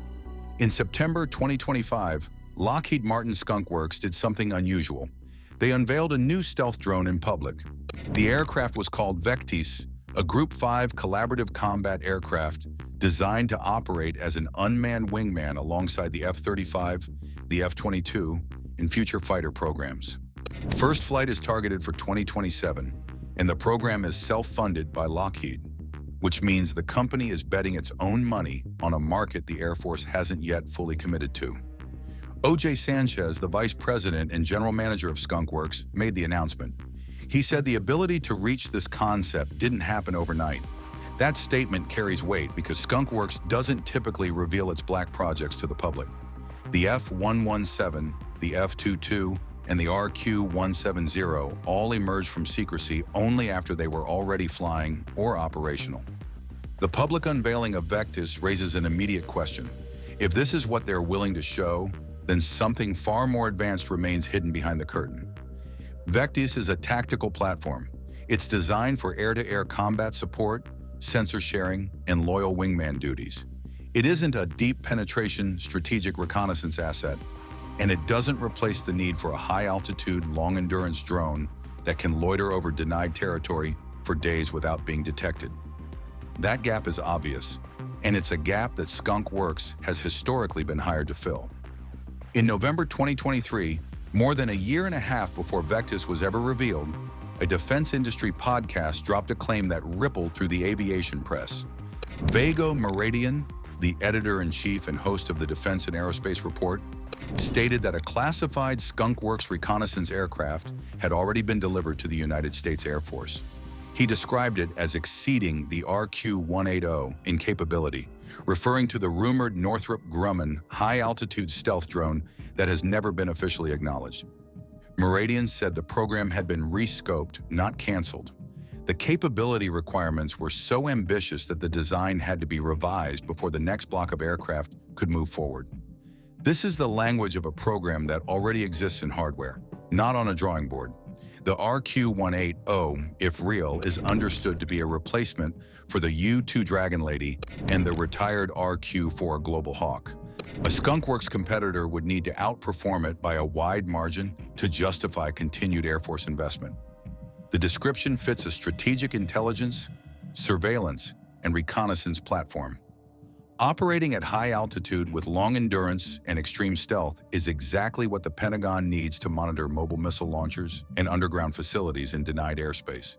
If the reports are accurate, airframes already exist. The only question is what makes them so much more capable than anything that came before. Conventional stealth is radar-centric. Angled airframes, radar-absorbent coatings, and internal weapons bays all work together to scatter or trap the electromagnetic waves used by fire control radars in X-band and Ku-band. This is the stealth the world understands.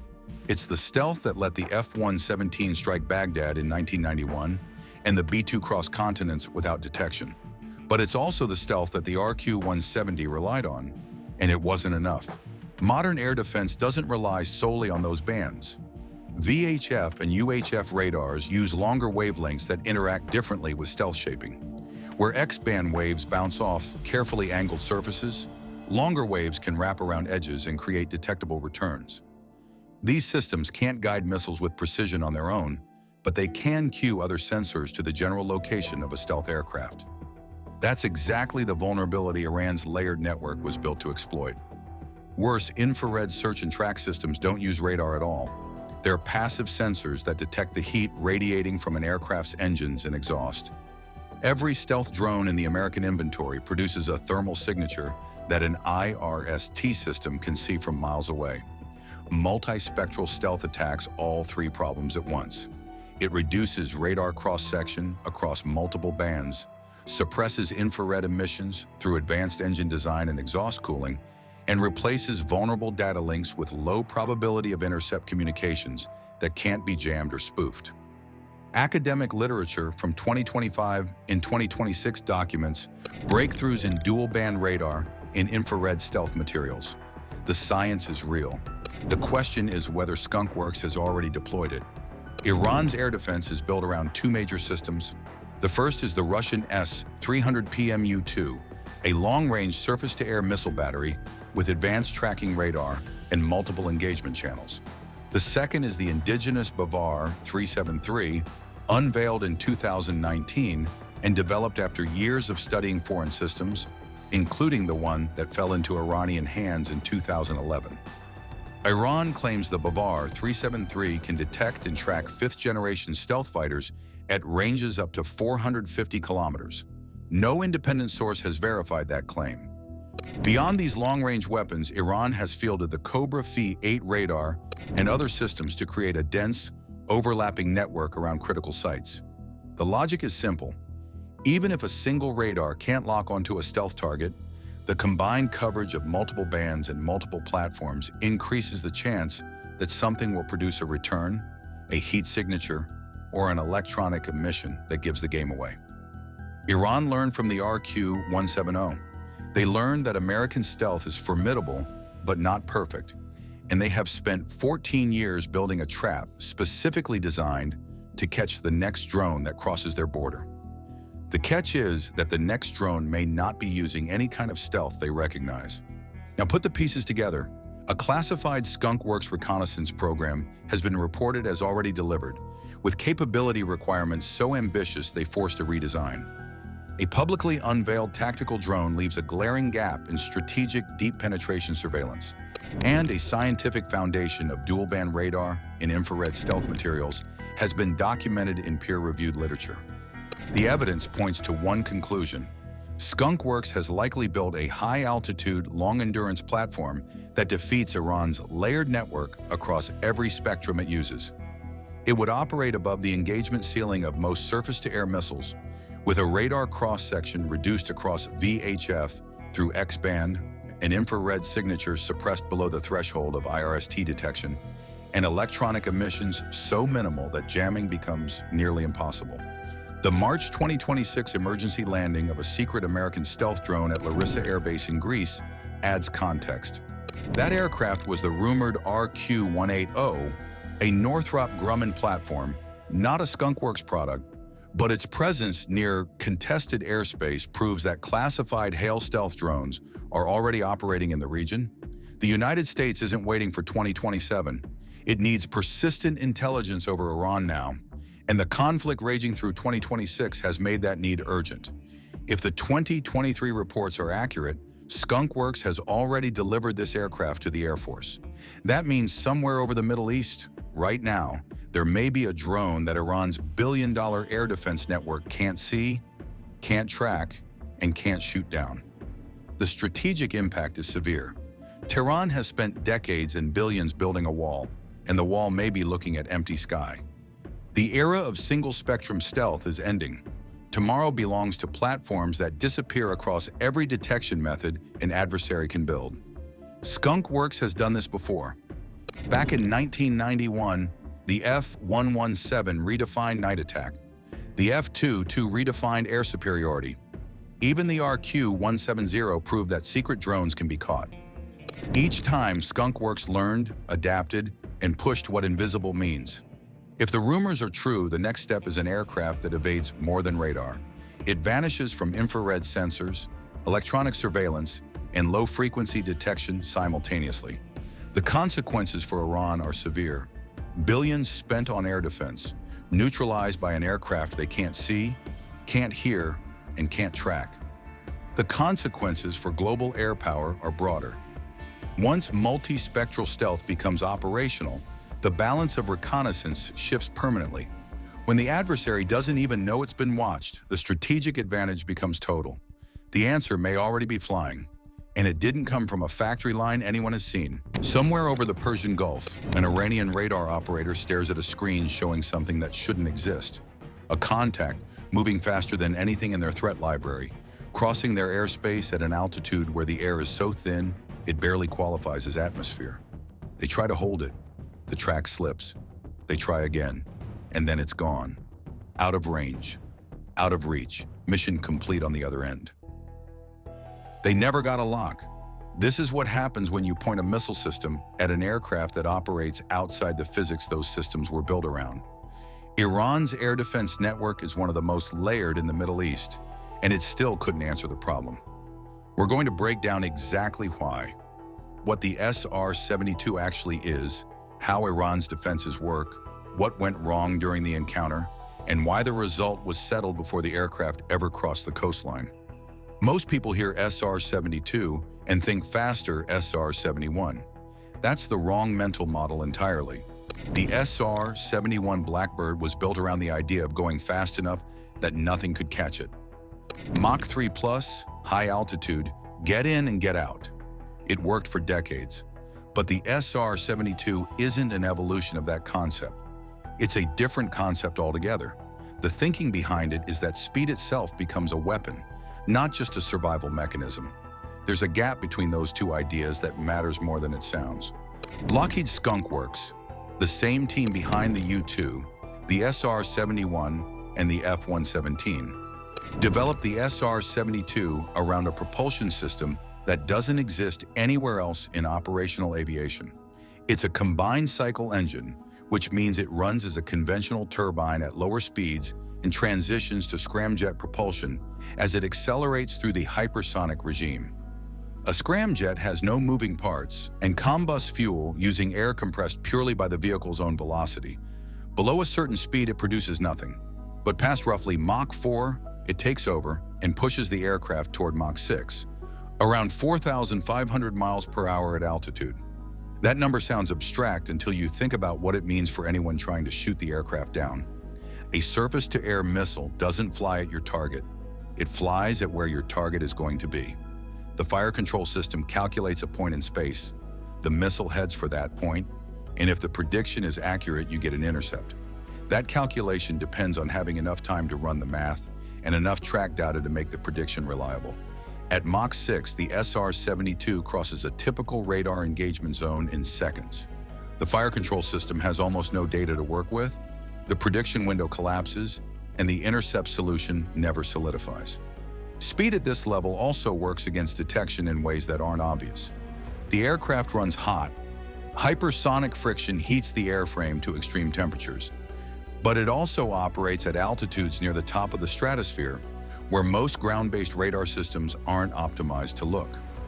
The geometry of radar coverage has a ceiling, and the SR-72 operates close to it. That means the radar picture is already degraded before you factor in any low observable design features the aircraft carries. Now, the fair question the audience always asks, is the SR-72 actually operational, or is this still a program? The honest answer is that it lives in a gray zone. Lockheed has confirmed the program exists. The U.S. Air Force has referenced hypersonic reconnaissance capabilities without naming the platform. Operational deployment details are classified. That ambiguity isn't accidental. The uncertainty about where the aircraft is and what it can do is itself part of the deterrent. An adversary who doesn't know whether you're overhead right now has to behave as if you might be. Every air defense system flying today was designed before hypersonic cruise platforms became real. The SR-72 is the first aircraft that makes those systems structurally obsolete. So that's the machine. Now you need to understand what it was flying into. Iran didn't build its air defense network overnight, and it didn't build it cheap.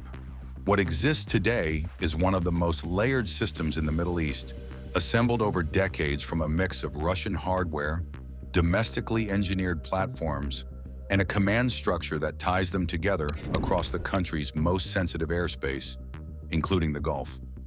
The centerpiece of the Russian-supplied portion is the S-300. This isn't a simple radar-guided missile battery. The S-300 was engineered specifically to engage fast, high-altitude threats.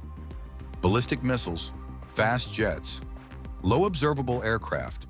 It operates across multiple frequency bands, can track dozens of targets simultaneously, and was built with the assumption that any serious adversary would try to jam or spoof its guidance. Iran received its first operational S-300 systems in 2016 after a lengthy embargo and has spent years integrating them into a unified command network with overlapping coverage zones. On paper, it's a serious capability. Then there's the Bavar 373. Iran developed this platform domestically, positioning it as their answer to the U.S. Patriot system. Iranian military officials have claimed it can engage stealth aircraft and fast-moving cruise missiles. Independent verification of those claims is essentially impossible, but the engineering effort behind it is real, and the system has gone through multiple public test cycles. Whether it performs at its claimed ceiling in a contested environment against a real hypersonic target is a different question entirely. Beyond the missiles themselves, Iran runs an early warning radar network covering the Gulf approaches. Radar stations positioned across the southwestern coast and on islands in the Gulf give operators significant coverage of the maritime approaches, the same routes U.S. reconnaissance assets use regularly. Iranian operators have tracked American drones, monitored Israeli aircraft transiting the region, and logged cruise missile trajectories from multiple conflicts in the area. This is not a green crew running unfamiliar equipment. The people watching those screens have real operational experience. So why wasn't any of it enough? Air defense doesn't fail at one point, it fails across a chain. Detection, tracking, lock-on, and intercept are 4 separate steps, and every single one has to succeed for a missile to leave the rail with a valid solution. Miss any step or run out of time between them, and the sequence collapses. The S-300 and the Bavar 373 were both designed with threat models in mind.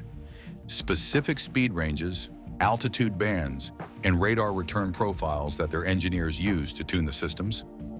Those threat models reflected real adversaries at the time of design.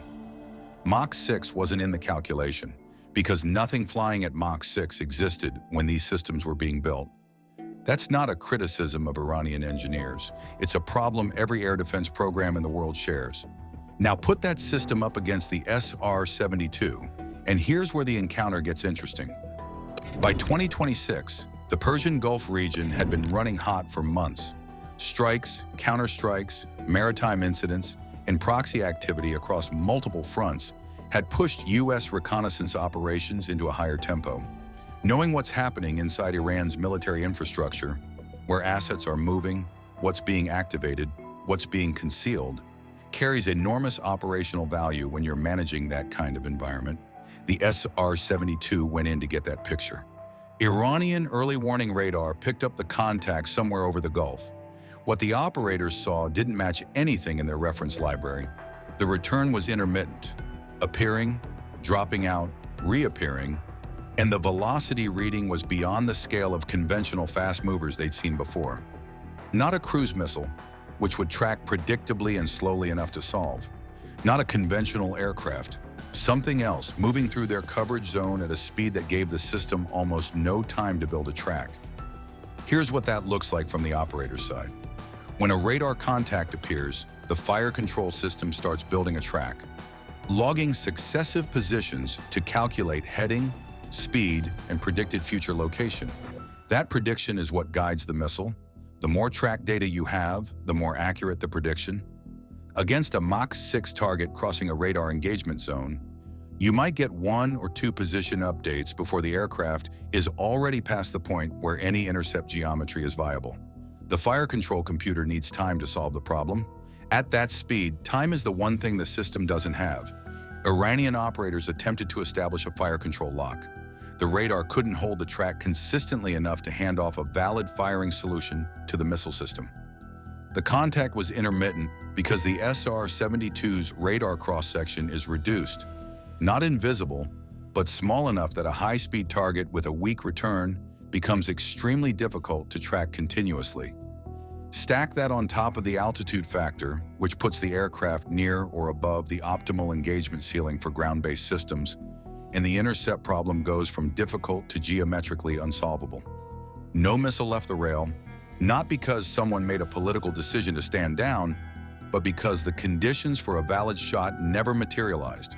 The SR-72 completed its reconnaissance run, collected what it came for, and exited the area.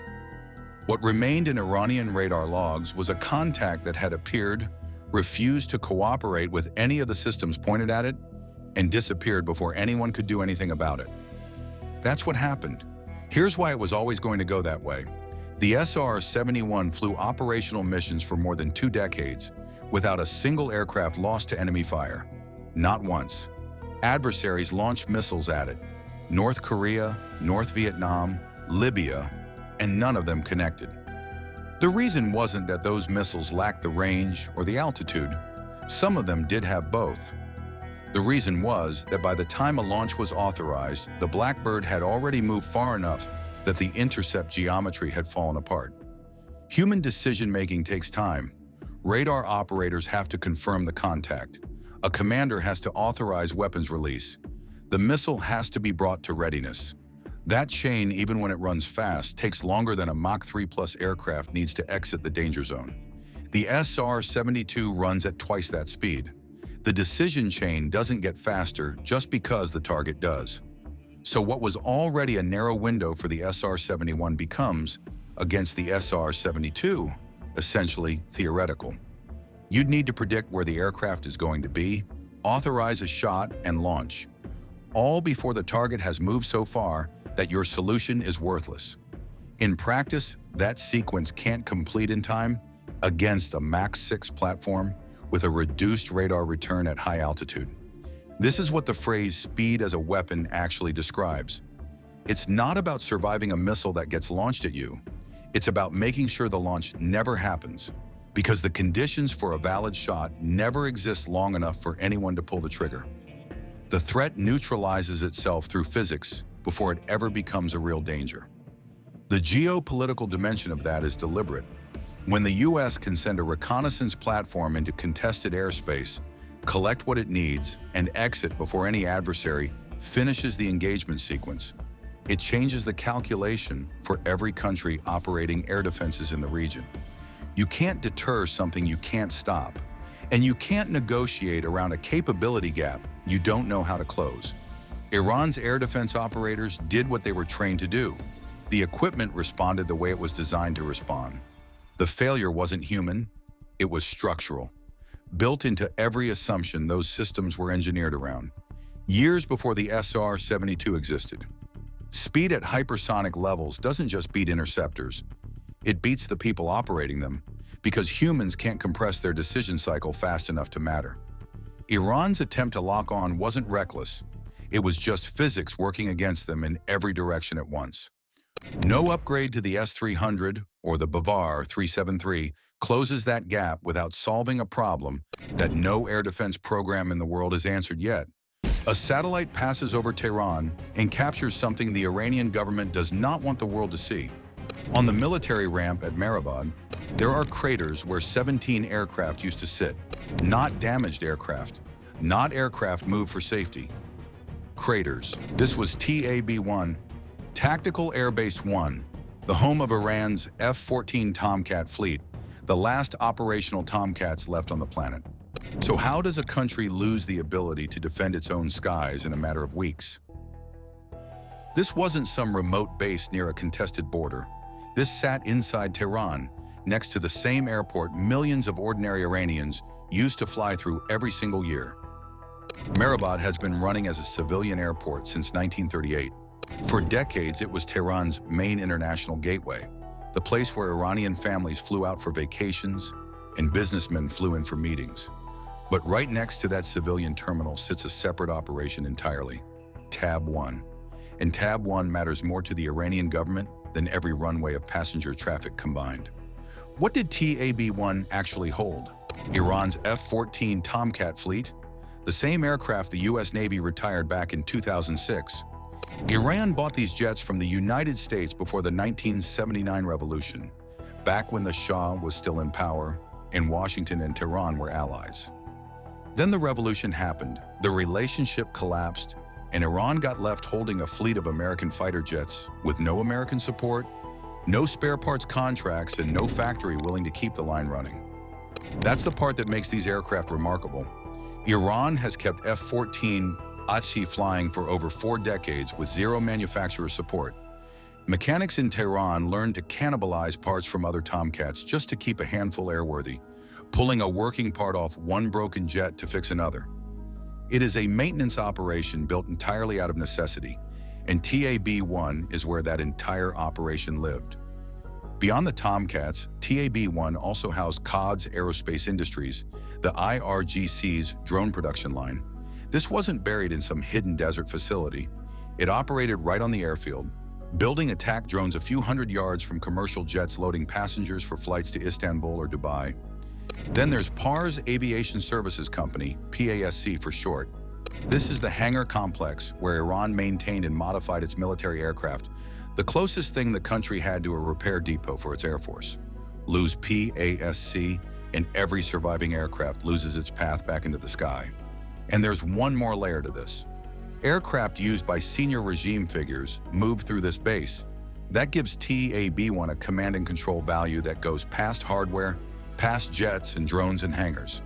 It means this single location touched Iran's fighter fleet, its drone program, and its leadership mobility all at once, which is exactly why TAB-1 was the single point of failure for Iranian air power over its own capital. Everyone inside Tehran's defense structure understood that. A base holding the country's last Tomcats, its drone factory, and its leadership aircraft, all inside one perimeter fence in the middle of the capital. That single point of failure is exactly where the campaign started. March 3, 2026.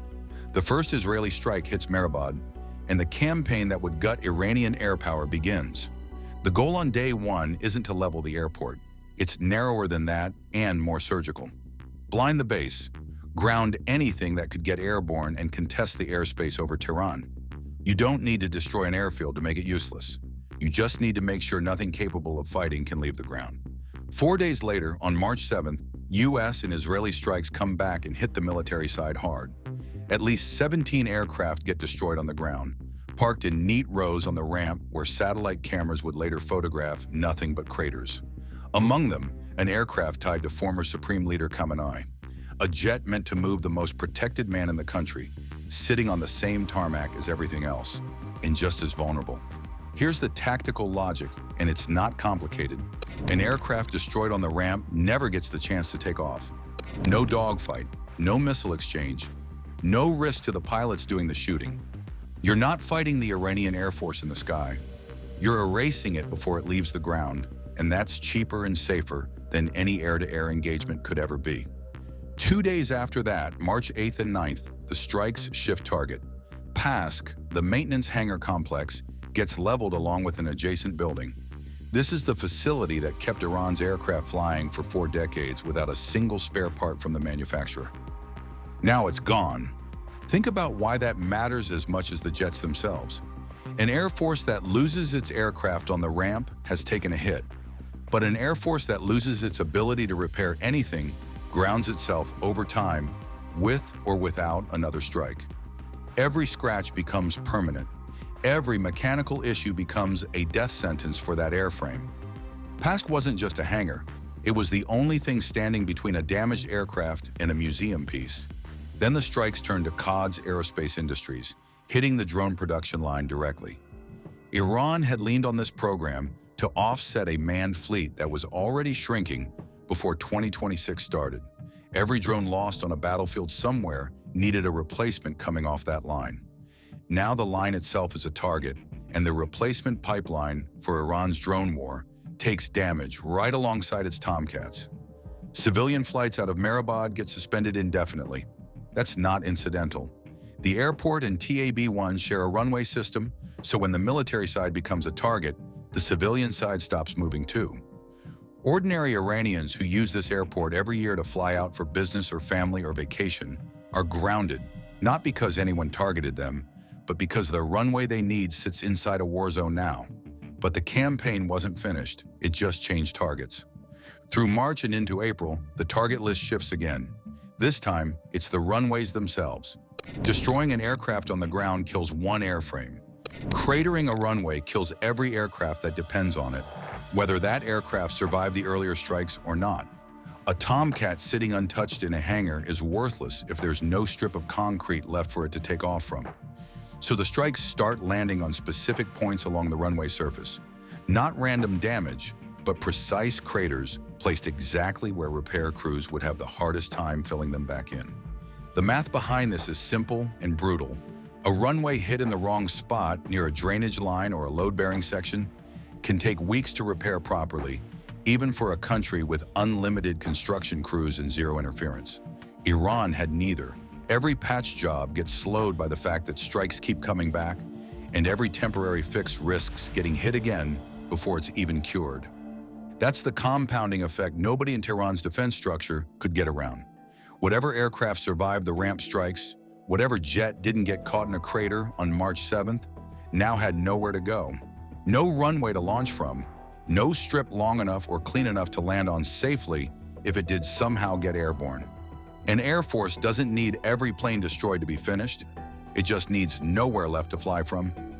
Satellite imagery through the rest of the campaign confirms exactly this picture. Hangars leveled where PASC used to stand. Runway sections cratered in patterns that show precision, not carpet bombing.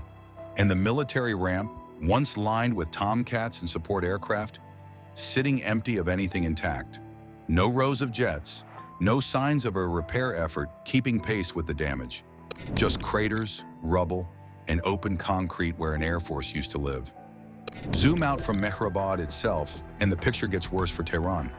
Tab 1 wasn't just home to the Tomcats and the drone line, it was part of the backbone of Iran's ability to scramble interceptors over its own capital. With that base crippled, Tehran's air defense picture collapses in a way that has nothing to do with missile batteries or radar coverage.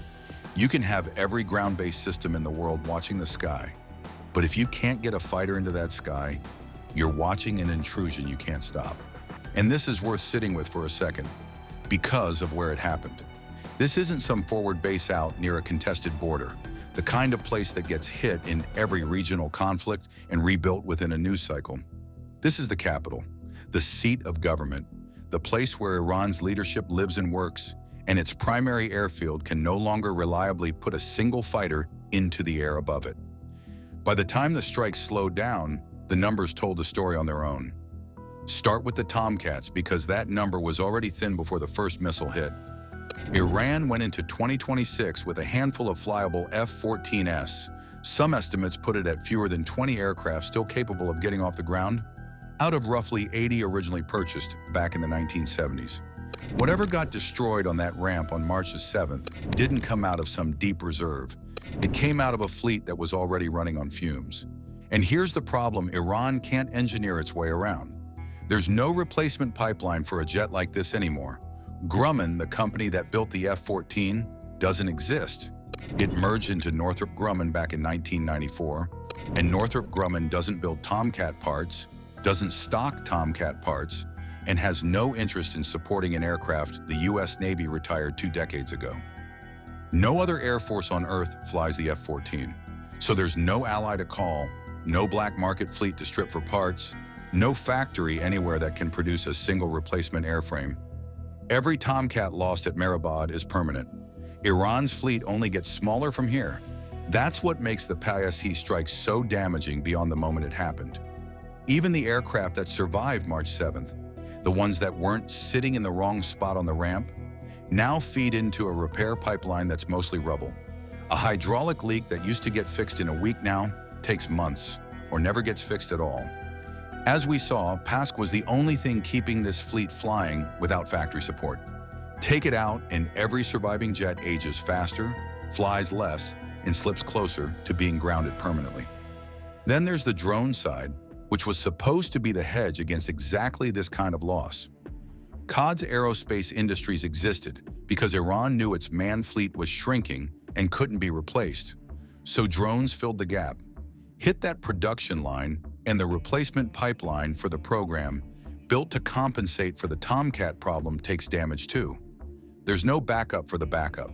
Put that all together, and the consequence isn't just military, it's leverage.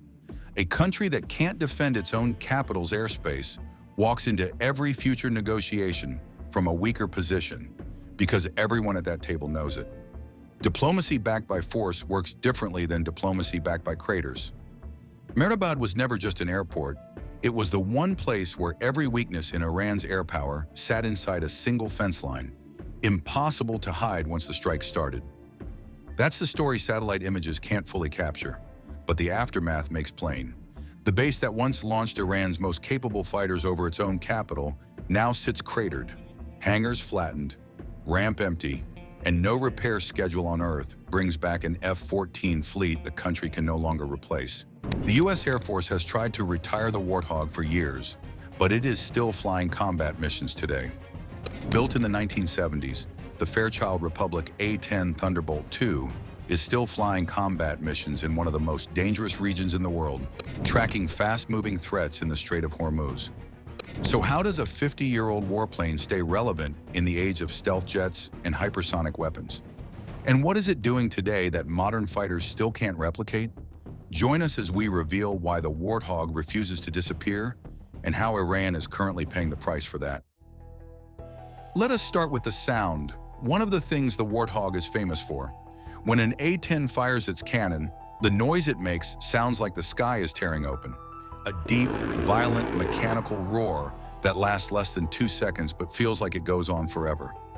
Pilots who have heard it from the cockpit describe it as unlike anything else in aviation. Ground troops who have heard it from below describe something closer to relief, the particular kind of relief that comes from knowing that whatever was about to harm you is no longer a threat. That sound is the GAU-8 Avenger, a 30mm rotary cannon that is not just a weapon mounted on an aircraft. It is the reason the aircraft exists in the first place. The A-10's entire airframe was designed around the GAU-8. The aircraft was built to carry that gun into battle, and every other design decision, the engines, the wings, the cockpit, and the landing gear were made in service of that central function.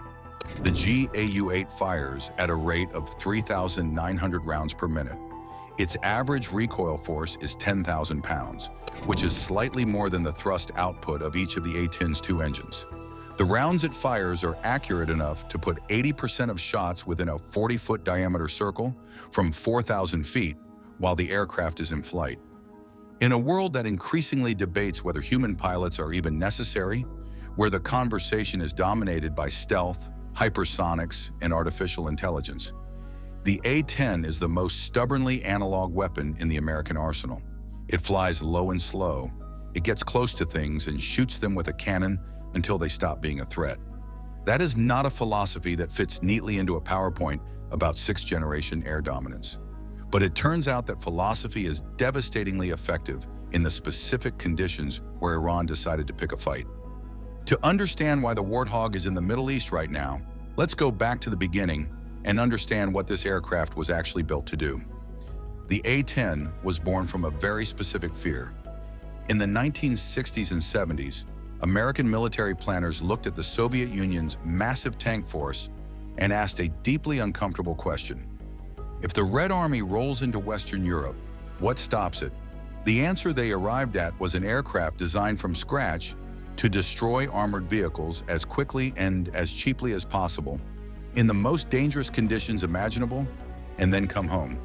The result was an aircraft with a titanium-armored cockpit nicknamed the Bathtub, redundant flight systems designed so the aircraft could continue flying after taking significant damage, and an airframe robust enough to return to base with one engine destroyed, one tail damaged, or significant wing damage. The Warthog was built to survive being hit and keep fighting anyway. During Desert Storm alone, A-10s destroyed over 900 Iraqi tanks, around 2,000 military vehicles, and nearly 1,200 artillery systems.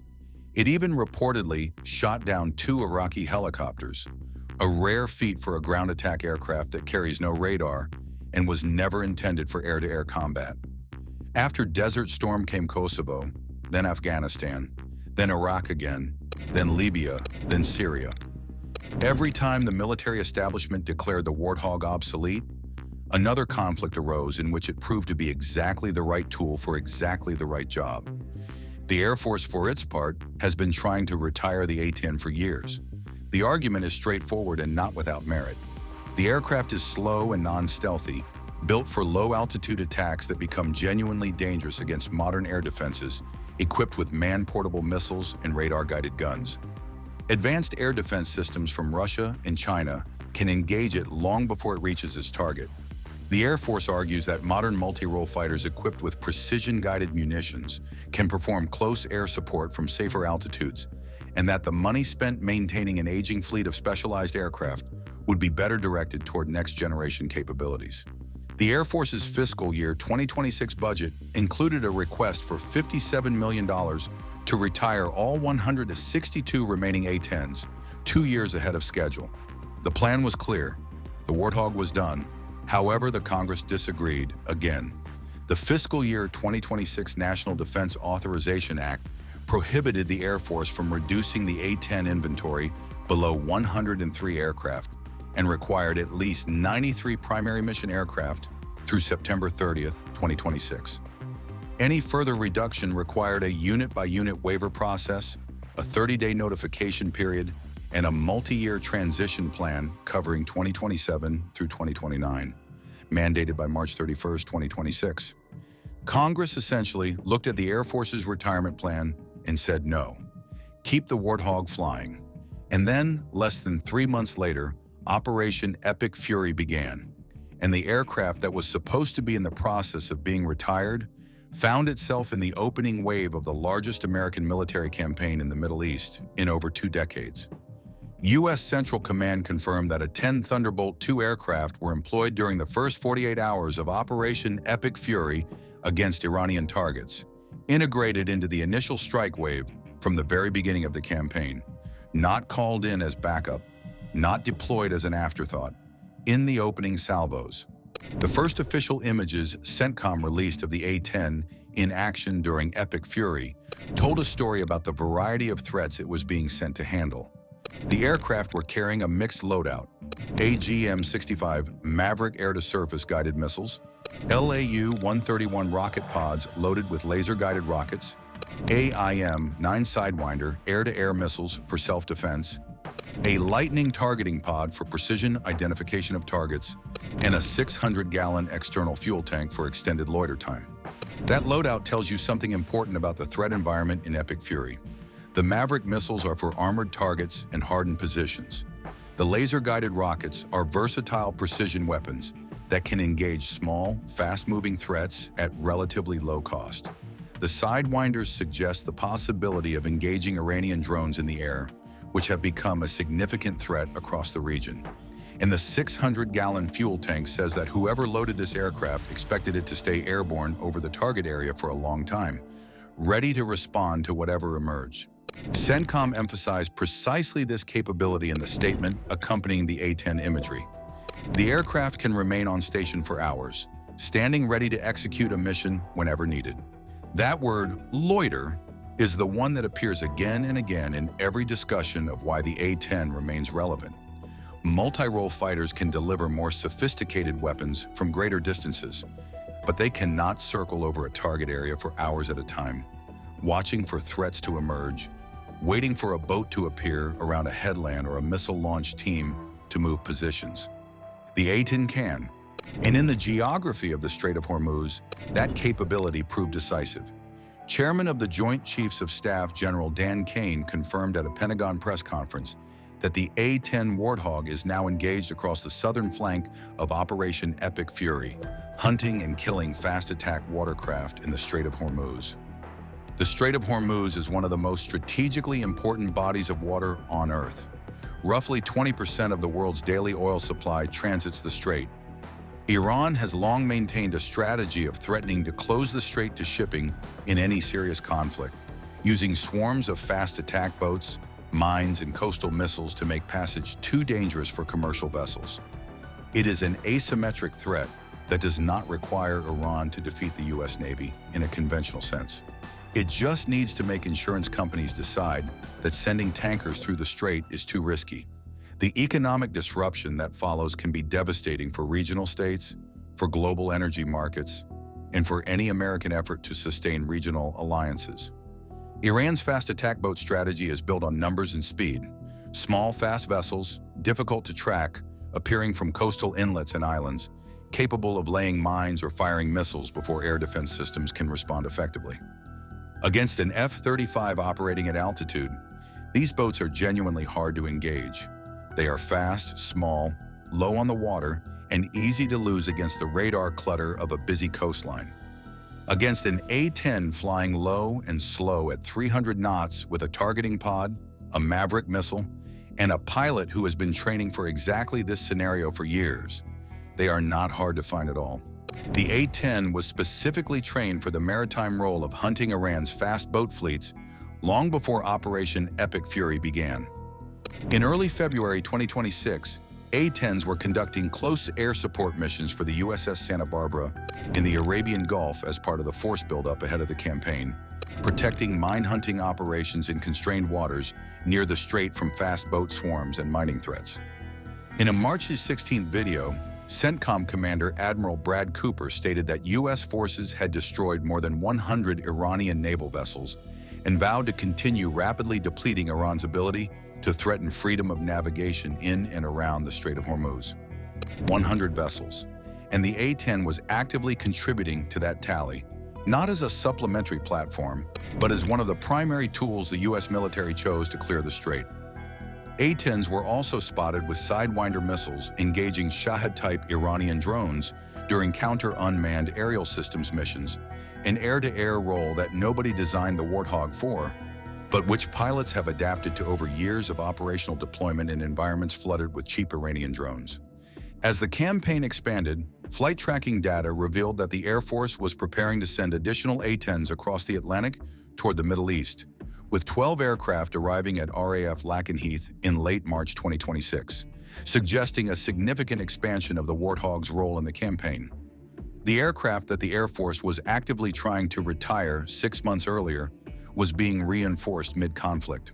The debate about the A-10's future will continue after Epic Fury ends, but right now, somewhere over the Strait of Hormuz, an aircraft designed in the 70s to kill Soviet tanks is flying low over contested waters, scanning for Iranian fast boats, and making the Islamic Revolutionary Guard Corps pay for the mistake of thinking that cheap, swarming naval tactics could close the world's most important oil choke point without consequence. Thanks for watching. Before you go, click the link on your screen to check out another video. See you there.